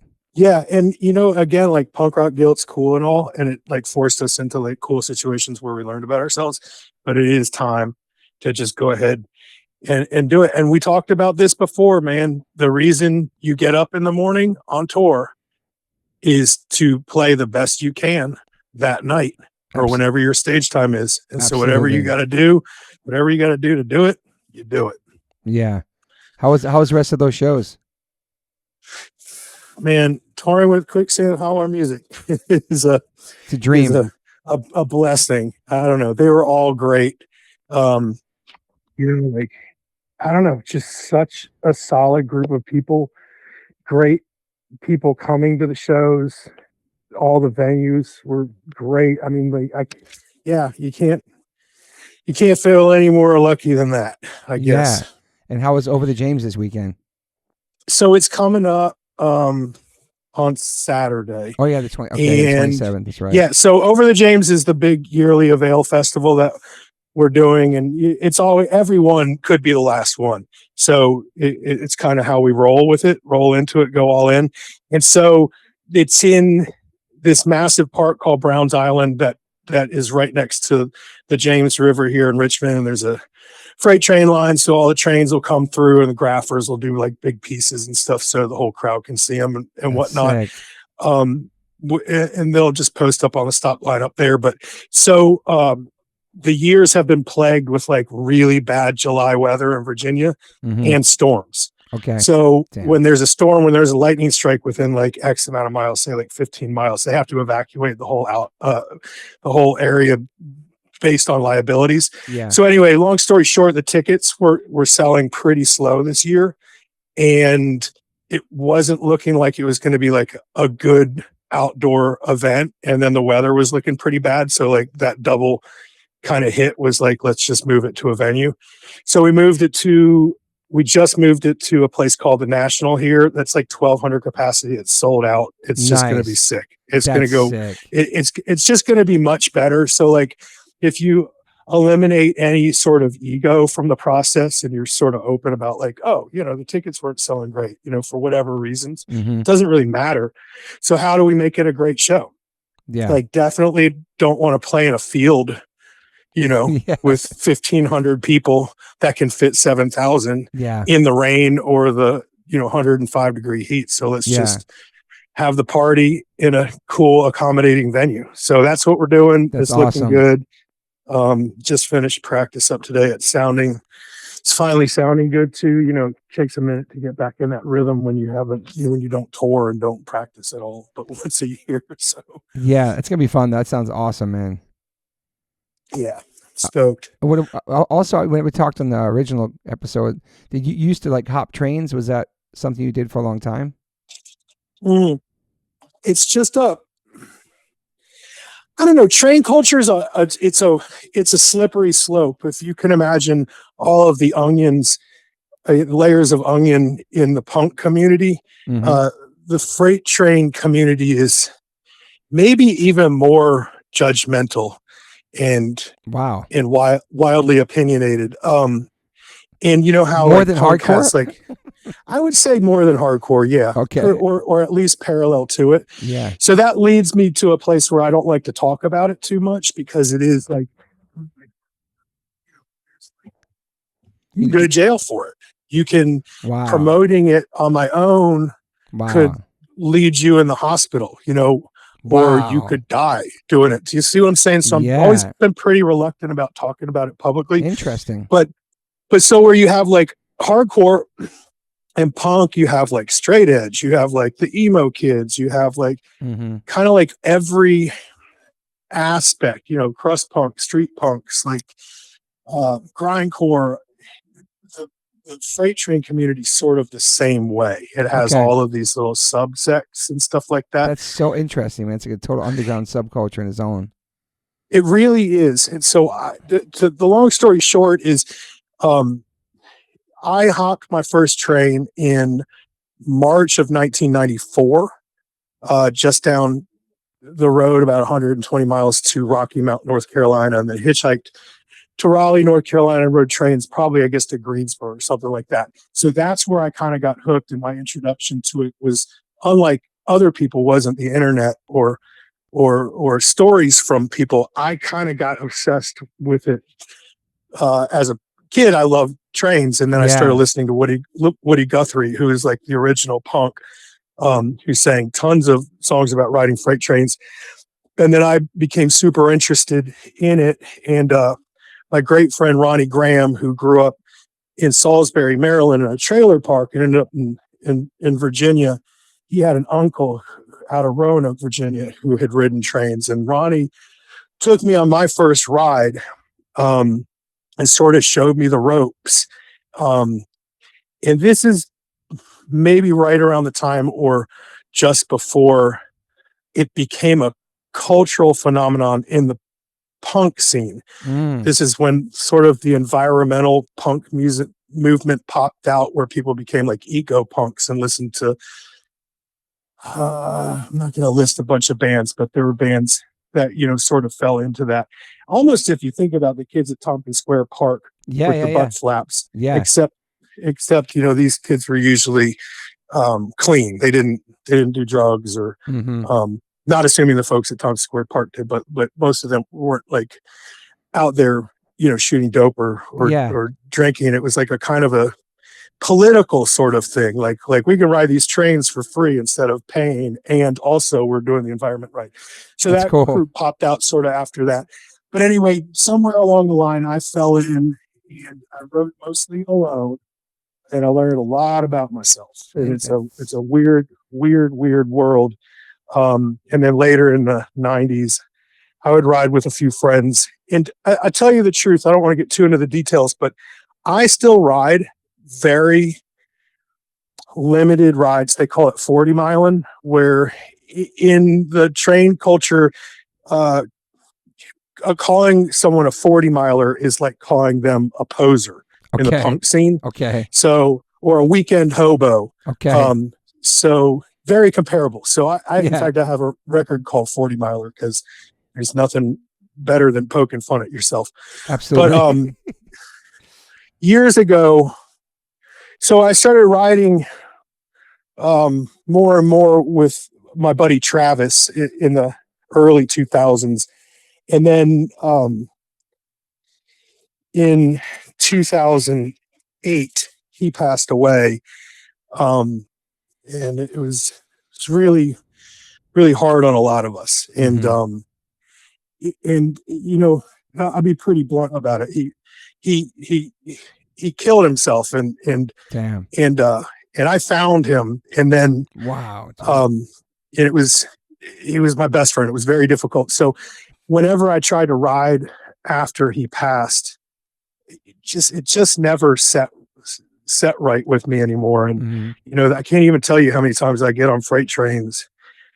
And I'd just be like, you know, one crew change point into the ride, you know, just say like 120 miles, and I would just like get off and take the Greyhound home. There was something that just, I was definitely suffering from some really severe grief. So, trains changed a lot for me since then, but I'm still super active in train culture. And I'll tell you this, I'll end it with this, is that I feel most comfortable around train riders and graffiti artists than I do around anybody, because they don't give a flying fuck about any fake status that I may have. And we're just seen as equals in the sense that we're all doing something that could harm us or get us in trouble. Yeah. And it makes us see each other as equals and look out for each other. I love that. And so that's where I stand in this community now. That's incredible. That's so cool, man. I'm sure there's like docs and stuff I could watch about it or learn more about it, but it's really interesting, man. There are docs, but like I'm pretty sure that a lot of the contemporary ones are probably garbage. Okay. I can recommend one that I think I appreciate mostly because it's filmed through the eyes. How I see freight trains from my eyes is how it's filmed. And I can't remember the documentary maker's name, which sucks, but the documentary is called Long Gone. And it was never released because there's a hang up, I believe, on using Tom Waits music in it. I might be wrong about that. Okay. The documentary would not flow the way it does without Tom Waits music. So if that's the case, I can see why they would prefer to not release it. But you can get underground copies if you look up Long Gone, probably Freight Train documentary or something like that. Okay. And you can get them burned directly from the filmmaker. It's fantastic. Wow. Okay. Yeah, I'd love to see that. That's awesome, man. And I think I asked you before too. Were you ever writing graffiti too back then? So yeah, I got interested in graffiti in about 88 or 89. And living in the Northern Virginia, before Northern Virginia is what it is now, I kind of connected with some local graffiti writers, most notably the folks in MCA, Murder Capital Art, who lived in or were going to DC and bomb. And I would go in with them sometimes, and I just like basically couldn't really get a great grip on my hand style, or wasn't very good at doing graph, but I did it anyway, and I loved it. And I loved, you know, growing up kind of in a way where like I love the action, you know, I love doing something illegal.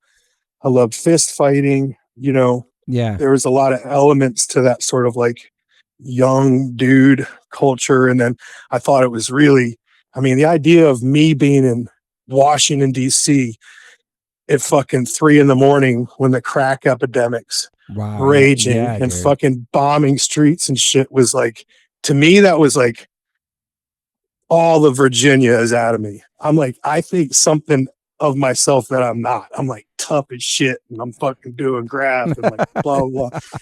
But but I retired from that, and I'm still involved in the graffiti community too, but we'll just leave it at that. But yeah, I'm always going to be a fan of that form of street art. Yeah. Did you have like a tag name? Yeah, it's totally unnoteworthy. Okay, cool. And I kind of fell out of it. I still kept doing stuff like here and there when I would ride freight trains, because there's like, when you ride freight trains, half the time you're walking Yeah. or fucking like hiding in the train yard. So you mark trains, like the trains I would ride, I would mark usually with a Sharpie, and I made up like a fake gang. Nice. Like that, I'd be like, RVA outlaws rode this train, we'll fuck you up, blah, blah, blah. Nice. And in freight trains, there are actual gangs, Mm-hmm. like the most notable of the freight train gangs is the Freight Train Riders of America, or FTRA. Wow. So like I would do that stuff. But then later in the late 90s, I really hooked up with the OG fucking graphers who are bombing freights here. And I'm not going to list the whole crew, but Yeah. DOS, dirty old South crew, who Nice. are like killing the freight trains on the South. Wow. In the South, like well before most folks were getting up. And man, still like, sometimes, when you hear that your friend's band, you think like you listen to it more and you think it's better, even if it's not. Mm-hmm. I always thought like looking at these guys' graphs was like, because I liked them so much, I was like, this is just better than everybody's. And then all these years later, when I see it, I'm like, it actually is fucking so great. Yeah. It's so good. Yeah. And it happens probably all around the country too, right? New York, everywhere, probably. Yeah. Yeah. Yeah. All different cliques. There was a great production done. Somewhere recently. Oh my God, who was it? You cut out right there. Sorry, you still there? Yeah. Okay. Got muffled. Yeah. There was a great production you can look up that they just did on the New York City subway. It must have taken like 6 or 8 hours for these guys to do this illegally. I think it was Weedhead Crew, WH. But anyway, if you get a chance to look it up, it was done this year. It's mind blowing, dude, that they did this. It's like, 5 cars long, and it ran for like 45 minutes. It's crazy. Dang. Wild. That's sick. Anyway. Yeah, that's cool. Those are things I've never actually really even talked about, like those things. I mean, I talked about freight train riding a bunch, but like the graph stuff is just, it's a part, I'll always say that like all these songs I've written, I would have written whether you were listening or not. It's just like a part, it's just like walking, it's just like a part of what I do. Yeah. And like exploring cities and train yards and whatnot, and looking at all the graffiti and, all the urban decay is just like, it's just a part of my normal life. It's not something like, I don't share it on the internet, but yeah, it's just something I've always been interested in. I guess I just live in like a different, live in the underworld. You do. We're on a flip phone right now. It's incredible, man. No, I'm on a flip phone because flip phones are fucking badass. They are pretty sick, dude. I just heard something on the radio yesterday that they're starting to ban phones for kids in school. You can't have phones in school until 8th grade and up. They're trying to ban that out here, so like kids can have phones in school. Well, I have a lot of opinions about that. I know you're barely on your phone. You're barely on social media, all that stuff. It's awesome. Yeah, I mean, yeah. Like an example of my social media interaction is like, I swear to God, I was on it like 20 hours a day on that whole tour, which is what I realize is when I'm on the road or something like that, I'm just fucking refreshing it over and over and over. But in the same way that I'll drink beers and stuff on the road, when I get home, I'm just like detox from all of it, dude. Go back to running, go back to eating better, go back to dad life, everything. No phone, like, you know what I mean? And I'm just like looking at it today being like, oh shit, like I really want to post about these shows I got coming up. And then it's like the whole process of like downloading it, signing back in, because it's not just like always at my fingertips and always ready to go. Yeah. And then I don't know. It's not for everybody, but I don't know. This week we had, all these flights canceled and all these that was crazy, computer crashes all over the world because of a security update. And it just makes me just even feel stronger about the idea of like not counting my on ability, Well, my ability, exactly, not counting on it. Your ability to live without it should be more important than your ability to live with internet, because it isn't dependable. In the same way that we just had a leak in the James River and the water supply isn't affected right now, as the press release says, but that's online too. So even your water supply is susceptible to internet or online garbage or shortages or software updates or whatever it happens to be. So make sure you know how to get water in case, it's not there. And in case you get that knock at the door that says you're on a boil water advisory. That just happened last year in Philly, and people were fist fighting in front of the corner stores, because there's no fucking water, dude. So long story short, don't fall into my end of the world bullshit. But I think we should all just, I don't know. I got a lot of water. I got a lot of everything that I need to get by. Yeah, that's right. God damn it, I can read a map. That's the thing. Let me just say this. Yesterday I'm practicing because I'm also rehearsing for my own shows, and there's never been a pigeon in my fucking neighborhood that I've ever seen. And I'm looking in my front yard. There's this huge white pigeon in my front yard, and it's obviously an escapee. Like, this is someone's bird, right? So I'm like, oh man, I can't let my cats out, because they're going to kill the fucking thing. And it's out there all day, like roosted on my fucking house. But long story short, I'm looking at it, and it reminded me of a conversation that I had with my daughters, Leela and Coralie, about preparations for not having phones available. And they were joking with me. They're like, you're crazy. And I was like, we need to get a fucking pigeon and send notes between people's houses. And I'm not joking. People do that, man. People I know, and I'm going to retire, and I'm going to become a crazy pigeon dude, straight up. Watch. I'm going to be fucking sending. I'll be like, hold on, let me holler at Toby. Dude, that's some New York shit. 3,011 miles. That's some New York shit. Like Vinny Stigma had those. I saw him talking about it. Like people in New York used to, have the pigeons like send messages for the drug dealers, just everything. The pigeons flying from rooftop to rooftop with notes. That's real, dude. It's crazy. Dude, I'm totally doing it, Toby. We got a fucking retirement. We got a retirement hobby coming up. No, it's pretty cool. We're doing long distance pigeon flying. This teacher was on this radio too, saying that he's calling the new generation the Goo kids, because everything's on Google. Like kids don't know their addresses, don't know their phone numbers, don't know certain things. So they have their phones in classes. Instead of reading the book, they'll look it up on their phone. That's another thing that's kind of crazy. It's like, rather look at a book, they can just Google it real quick and get like the main. I don't know. It's interesting, man. It's wild. It's wild. I don't want to go too deep into my anti-technology rants. No, I know. But I'm just going to say that every time someone whom I trust and respect adds that kind of content to the debate, like what you just said, it like reinforces this idea of like, can we just start over? Yeah, man. I know that the world is going pretty authoritarian, but if you just do the math, like basically 8 months after any democracy received social media, i.e. Facebook, the democracy and misinformation started teetering 100%. towards, so there's so many.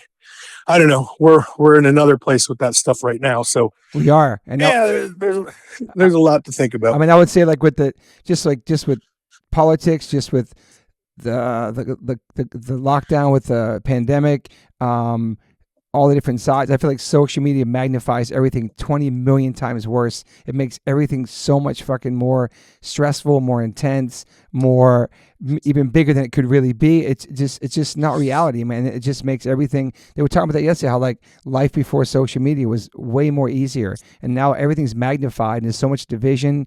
We can talk about that all day, but you know what I'm saying, though. It's just. But I'd like to add on to that. Like, is connectivity the devil? Is it actually the fucking devil? So connectivity, I don't want to be connected all the time. Yeah. So people can joke me about having a flip phone or keeping my iPhone off or not having social media on it. But I know some people find comfort in connectivity. I do not. And I'm sure other people feel the same way. But going back to like how things are magnified and how fractured everything is, like even fame is fractured. Some people think I'm famous. Yeah. But many don't. Yeah. Do you know what I'm saying? Yeah. And some people think other people are famous and many don't. Yeah. So it's fractured fame. So, but here's the thing that we've lost. Yeah. So here's the thing that we've lost. Yeah. Do you remember on Monday, you know, if Dukes of Hazzard was on Saturday, everybody would talk about Dukes of Hazzard. They had it in common. When you were a kid, you'd go to school and everybody watched the same show, and you'd talk about the show and you'd look forward to the show, or you'd all watch the same football game or basketball game, and you had that in common. And now we don't really have any of those things in common. Absolutely. There's so much content. I mean, there's so many different things. You have to seek someone out who enjoys the same show or the same music that you do. And it's different than it was. That's a great point. Also, like, you be at a show on Saturday and you meet some people. I'll see you at the show next Saturday. You wouldn't talk the whole entire week, but you would see them at the show the next week. It's like, It was like no contact like that. It's just like, yeah, looking forward to TV shows. You're right. Talking about those. Now it's just like everything's right now. Dude, I remember doing math problems, word problems in elementary school that were this, because everybody shared the same things. Everybody saw the same things, and maybe that's a bad thing. But here's my math problem. The Duke boys crashed 3 cars. Yeah. True. Each car cost $250. The police crashed 3 cars too. Each car cost $500. How much did the show spend on crashed cars? It was like a typical, and all the kids had watched it. They'd be like, "Yeah, word, them crazy Duke boys." That's so true, dude. That's amazing. It was simpler times, man. We definitely. I mean, our kids. I mean, just this generation, they'll never know like that, like not having the phone, going outside, playing G.I. Joes, all the stuff we got to do, skateboarding, whatever, trains, everything, man. Like, it was such a different time, man. I feel like it's such an old person talking about it. And that's okay. Well, no, that's okay, because they're making fun of us for talking about it. Exactly. Here's a question for you. I was just at my neighbor Grace Coon's house. She works at home, so I'll stop by from like my lunch break. I always joke, go over there with a coffee. And we were talking about the preteens and teenagers that we know who are like lifting up their sleeves and they're covered in stick and poke tattoos. Oh yeah, dude. So, Toby, yes, if you got tattooed from say like 12 years old to 16, what would your tattoos be? Exactly. They'd be covered up. That's crazy. Yeah. No, but what would they be? What would you have? Like what at my age back then? No. Yeah. So if I got tattooed when, let's just say I was 14. Oh, bro. I'm thinking about this. Dude, I'd have E.T. I'd have E.T. I'd have Goonies. I'd have like Power Proter. I'd have all the skate shit, punk rock. Yeah, I'd have like Dead Kennedy's logo, Anarchy logo. Who knows? Who knows? You know what I mean? I still have E.T. right now on my leg. I'm not gonna lie. But but yeah. So imagine what they're getting right now, stick and poke, because that's a huge trend. Like the single line, the single needle. Yeah, so many kids get that now, man. It's crazy. Yeah, they're covered in it. But I just keep that. That was what our conversation was like. What I would have had. What'd you have? My forearm would definitely have a big upside down cross. Sick. And then I'd have a pentagram on the other one. I used to carve these into my arm. So holy shit. And then I definitely would have like the spider web with spider on my neck. Hard. You know, that thing. Yeah. And I definitely would have like Slayer or something. Yeah, some band shit. Yeah. Yeah, man. But that was another thing. And this is, let's go to the old guy shit. Is we used to tribalize by band.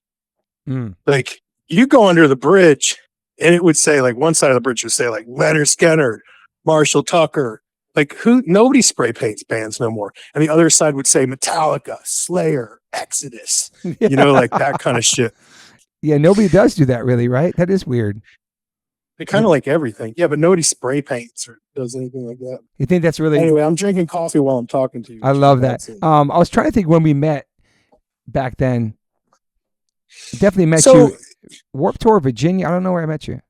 No, so here's something. All right, so when we were together in Los Angeles last month, I posted a picture on my Instagram of you and I, and it got a lot of comments, like 100 or so comments. And when I looked through them, somebody made an interesting note, which completely escaped me. In the very early 90s, I think it was Avail and Rancid playing at the Wetlands. Yes, that was that First H2O show. Oh my God, and dude. and it dawned on me as that was going on, because I remember being in the backstage and there was a bunch of like New York hardcore dudes Yes. just sort of like posted up, and I was like, I didn't know anybody, but I knew that Rancid was down with a ton of like dudes, like DMS dudes and stuff like that.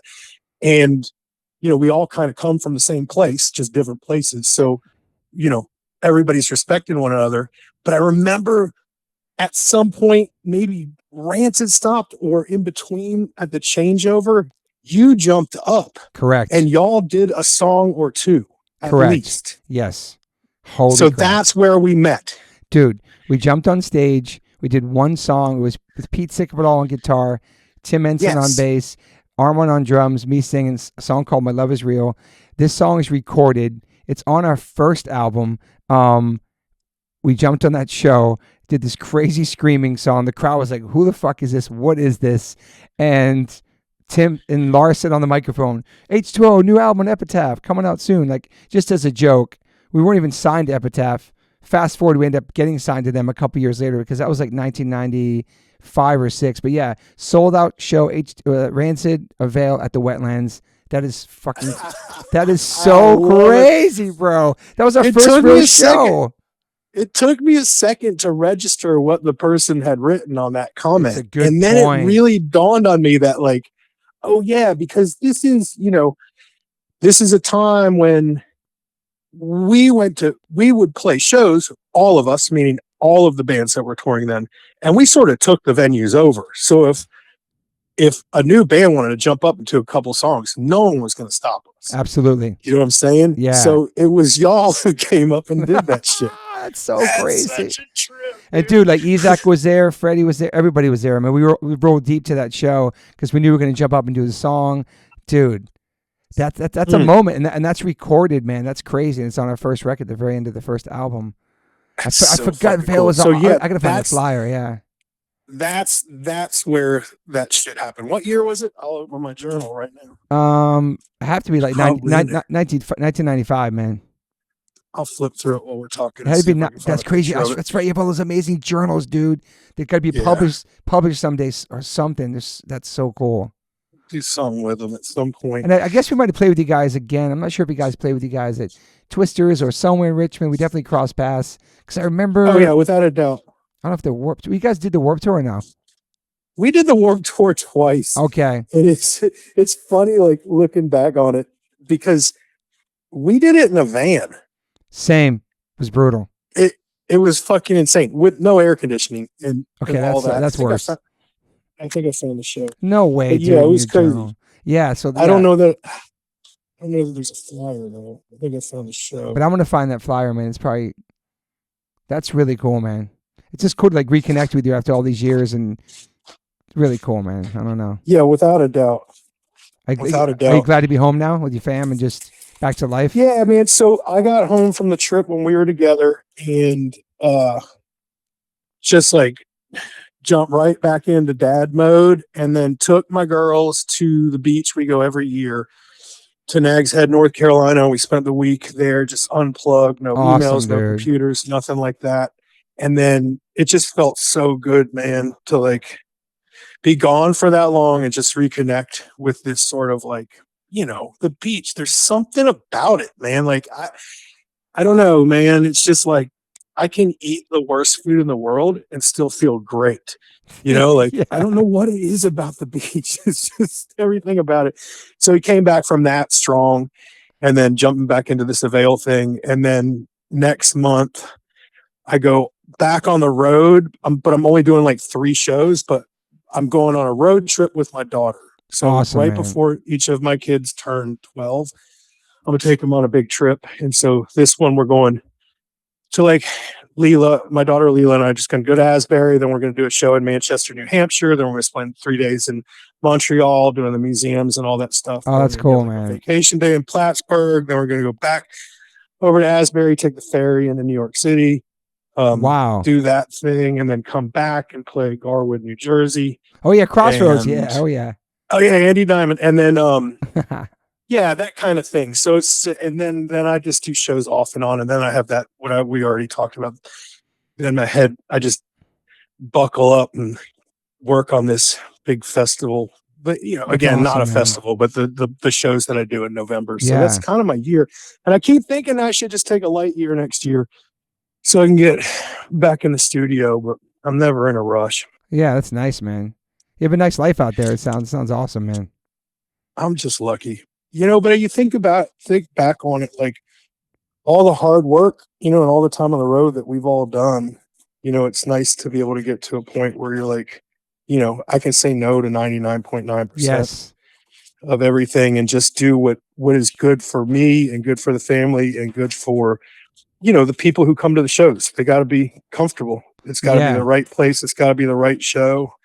And just being lucky. Yeah. I don't have much, but I don't need much. So there's like a nice power in saying no. I've always been saying yes and always trying to please everybody and like overbook myself or over like, I don't know. And then started saying no a couple years ago. Just nice just to say no to things, man. It's just something in that. I don't know. I kind of have this weird thing where it's like my daily life is based around this. It's family first, exercise second, and then work is third. And if I look at that as far as like my music life, it's kind of the same model where it's like when an offer comes to me, I first think like, how would it affect my family? I love that. And then the second thing is like, so for my personal well-being is like, would this show be great for everybody that comes and myself? Would they feel comfortable there? Would it be accommodating? Yeah. Like that kind of thing. And then, the last thing is the business aspect. Like, do I say yes or do I say no? Yeah. And I think I'm more of like, my dad was saying this recently where he doesn't like being programmed. And I'm like, I think that we both have that gene where I would rather produce my own life by like mapping out what I'm willing to do and where than have somebody approach me and say, how about this? Because generally I've already thought that out. Yeah. And if if it's something I wanted to do, that's what I would do. In the same sense that in between the shows and stuff, I'm thinking, okay, I can ride freight trains in August while the girls are at the beach with their mom.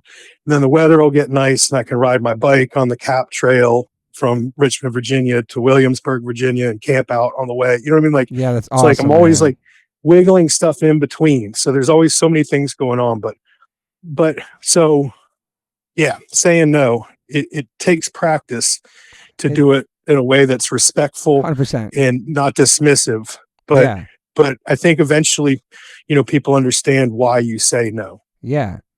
So much power in that too. I don't know. It's interesting. We started saying no and what's cool too is you ran into that, I guess you were riding your bike or you ran into the guy who sent the shoes. That was so random, dude. I love that. Oh no. Like the next, so you got to refresh people. So you did you were giving away running shoes. Yeah, I was just giving away shoes. I always give away stuff on Instagram. I give away clothes and shoes. I gave some away, but I give it to people if they send me like a nice message. If they're like, yo, let me get that. I'm like, nah, or give me that. Or let me get like, unless you tell me like a story, like there was so many cool stories. Like, hey, I started running. I changed my diet. I'm trying to lose weight. I can't afford shoes. I'm unemployed.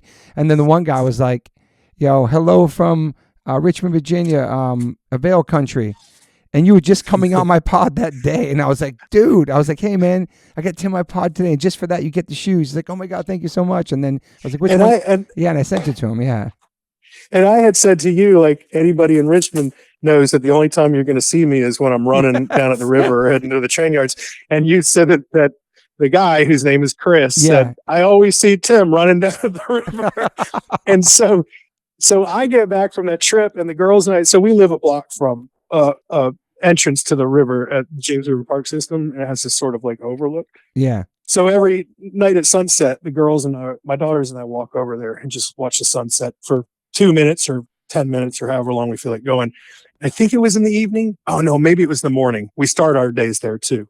Anyway, long story short, there was Chris, who was the recipient of your shoes, So wild. and his son out on a walk, and his son was actually wearing your shoes. So cool, man. So rad. I love how small it really is, the smallest and coolest world, man. It's like it's a trip. And that's the one thing. Okay, so that's the one positive thing about social media. I would have never known that unless I put those shoes up and that guy sent me the message. That's real connecting. 100% right. That's a real human connection. All our old man shit and throw it out the window. But it's true. So that's a one online connection that turned into a real life connection. He's wearing physical shoes that I sent him. That's cool, man. It's interesting. I like that. And being worn. Yeah. I know all the griping. There are so many benefits, and I think we mentioned it before, but like the fact that I can post a show, man, these flyers are crazy. I'm still looking. Oh, I'm sure Los Crudos. You're gonna find it, dude, for sure. I want to post it if I find it. Oh my God, at the Waukesha County Expo Center, Avail on Los Crudos. That's sick. Yeah, these are fucking crazy. Also, crazy flyers. Also, I think it's cool that you like Jelly Roll and Post Malone and all that other stuff. I think it's cool. Oh, I love it. I love it. I mean, we listen to whatever we like. How about Taylor Swift? I'm her number one fan. I mean, what? I invented Swifties. No, I'm not joking though. Can I tell you a story really quick? Yeah, bro. About Taylor Swift and my family. Is that my daughter Coralie, who's 9, has really struggled with reading. Her mom is an educator. Her mom is named Sarah, and we're not together, but her mom is one of the most gifted educators I've ever met in my entire life. Okay. It's unprecedented. And her forte is reading and language skills, right? Mm-hmm. And so it's a little surprising for Coralie to not flourish, right? So we realized that she definitely had some troubles with learning reading and writing too.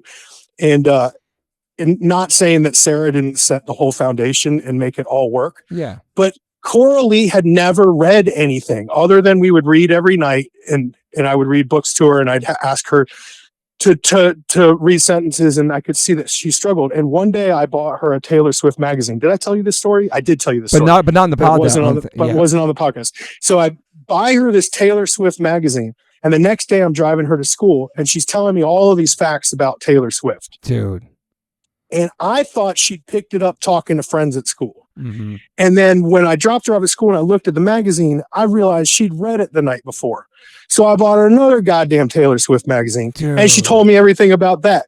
And then I started really listening to Taylor Swift and really sort of like interacting with her music in a completely different way and hearing it from my daughter's ears. That's incredible. My old man judgmental ears, but as a young person, seeking a relationship with a successful woman. Yes. And so I was like, holy crap. And then I watched this documentary that they wanted me to watch. My mom turned it on, and I was like, she's a gangster, dude. Like everything that she's doing is like bona fide gangster. And my respect for her notched all the way up. And then my daughter kept reading all of these damn Taylor Swift magazines that I gave her, and she can read anything now. We go to the library, she reads every fucking book. She's crazy, 9 now. Bro. And the day before I left for the Hot Water Music Quicksand tour, we were listening to Taylor Swift's new album, which I absolutely love. It's great. I listened to it too. And she was ticking off every time Taylor Swift cussed on whatever like the third track is. Yeah. And then she went into her room and she came back out and she said, Daddy, you've spent $173.47 on Taylor Swift magazines for me. Thank you. And she'd gone in her room and flipped over all the magazines and calculated how much money I spent on Taylor Swift. That's incredible, man. I'll say this is that new album. When I got home from that trip, it's the very first thing that I turned on because it is like a comfort food. It reminds you of your daughter, and it's just beautiful, man. That's such a connection, man. It's really special. So no, but we listen to everything, man. Like everything. There's something cool about the Swifties that I heard that like girls would be at the park with their parents, and like young girls would have the Swiftie bracelets on, and walk up to the girl, "Hi, what's your name?" Or they'll trade their bracelets. It's like this whole subculture of like Swifties who have these cool bracelets, and they trade them to strangers. Like at airport, I heard the most amazing stories how kids are becoming friends through being a Swiftie. It's crazy, which is great, man. And so like, and they're not angry at each other. Yeah. And being mean for liking the same thing. Yeah, dude. And attacking their allies. Yeah. I just found a great flyer. Avail Citizen Fish, Dillinger 4. Dude. In Minneapolis. Man, there's some really good ones in here. That's cool. All that stuff saved.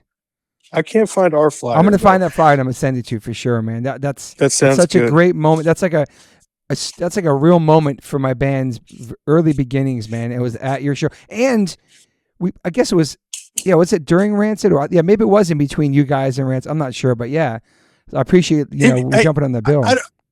Oh no, I mean I love that. That's what music is all about, and it sort of was more exploited back then.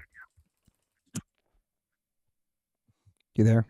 Our show got canceled. Can we jump on? And yeah, hell yeah. That's how you did it, man. They were asking. They weren't asking the venue. Yeah, they weren't asking the bands. Venues would be like, nah, yeah. Damn, Tim. Well, thank you so much, dude. I'm so happy having this podcast. I'm so happy to like reconnect with you. I'm gonna keep in touch with you, and I don't know. I wish you lived closer. We have so many similarities, and I just really enjoyed hanging out with you that day. It was awesome, man. You know. Yeah, man. It was awesome, and I appreciate and respect you till death, man. We are lucky to have grown up in the community that we are still a part of, because it kind of made us who we are, and I think those similarities are pretty obvious. And the cool thing is we're bringing up the next generation to treat each other with respect and dignity. Yes, and without taking any shit. Yeah, 100%, man. And that's a huge part of it. You don't take any shit. Yeah, dude. Well, so I really appreciate your time. Today. I'm excited for the listeners to hear this episode, and I'll be in touch. I'm gonna look for, actually, I have a whole photo album where I shrunk down all my flyers and I have them all organized, crazy. Next time you come out, I can show you. I have all these photo albums. I look forward to it. Yeah, I definitely. I'm gonna find that flyer for sure, man. I look forward to that, seeing that flyer and all that. Hell yeah, man. Well, keep me up on things. Never hesitate to holler. I'm here. All right, brother. Have a great show this weekend, and I'll be in touch when this is going to come out. It's already out because people listen to it. Sure. Awesome, brother. Have a great day. All right, Toby. Take care, man. Peace, Tim. Bye. I always ask my guests if they have any regrets. I personally don't have any regrets. Even when it comes to my tattoos, I have the silliest tattoos. Even my ET on my leg, it's still a childhood memory for me, and I love it. I've had tattoos on top of tattoos strictly because I wanted more tattoos. I started getting tattoos when I was 18. I'm 52 now, and I can't stop. I've had laser treatment before on something on my arm. It's 4 tattoos on top of each other. And that experience at that place was pretty fast. It was pretty cold. It was in and out, swipe the credit card. Don't really tell me much. Didn't give me much details or anything was going to happen. So I never went back. So as of most recently, I'm so lucky enough to have had 2 sessions at Removery Tattoo Removal. My tattoo on my arm looks like a big black blob. Is now super light. I've had 2 sessions. I have a long road ahead of me. None of this stuff happens overnight. You cannot take a tattoo up in one sitting. You have to be patient. And it's painful. They ice you up. It's super fast. To me, it felt like a bunch of rubber bands. But what's more painful than that is looking at something on your body that you think you're stuck with for the rest of your life. That sucks. But now for me, I'm really happy I started this journey. I'm slowly going to get this tattoo removed. I never thought in a million years I have any kind of real estate on my arm. I don't even know what I want, but it's exciting. I'm so honored to announce that One Life One Chance podcast is now with Removery. Call 866-934-4570 or go to removery.com. Use TobyH20 and get $100 off your first session. One of the most experienced tattoo removal companies in the world. Over 600,000 removal treatments done. 100 locations. US, Canada, and Australia. State-of-the-art peak-away laser technology. Cryo-technology to reduce any discomfort. This is so exciting to me because all I do in these podcasts is talk about tattoos. From day one, if you've been listening to this podcast, talk about tattoos, talk about getting removed, talk about getting covered up. So this is such a perfect fit for me. Definitely check out One Life One Chance Podcast, episode 281. I have Carmen Brody, Mike McTurnan, and Dustin Ortle from Removery. And this is an over 2-hour conversation. People submitted questions. It's an incredible conversation breaking down the do's, the don'ts, the fears, process, the results, everything you could imagine about getting a tattoo removed. It's all in this podcast. It's an incredible episode. I appreciate them all coming out for it. So check that out if you want to learn more about Removery and what it's like to get a tattoo removed. Once again, go to Removery.com or call 866-934-4570. Use my code TobyH20 and get $100 off. These guys are located everywhere. Try it out.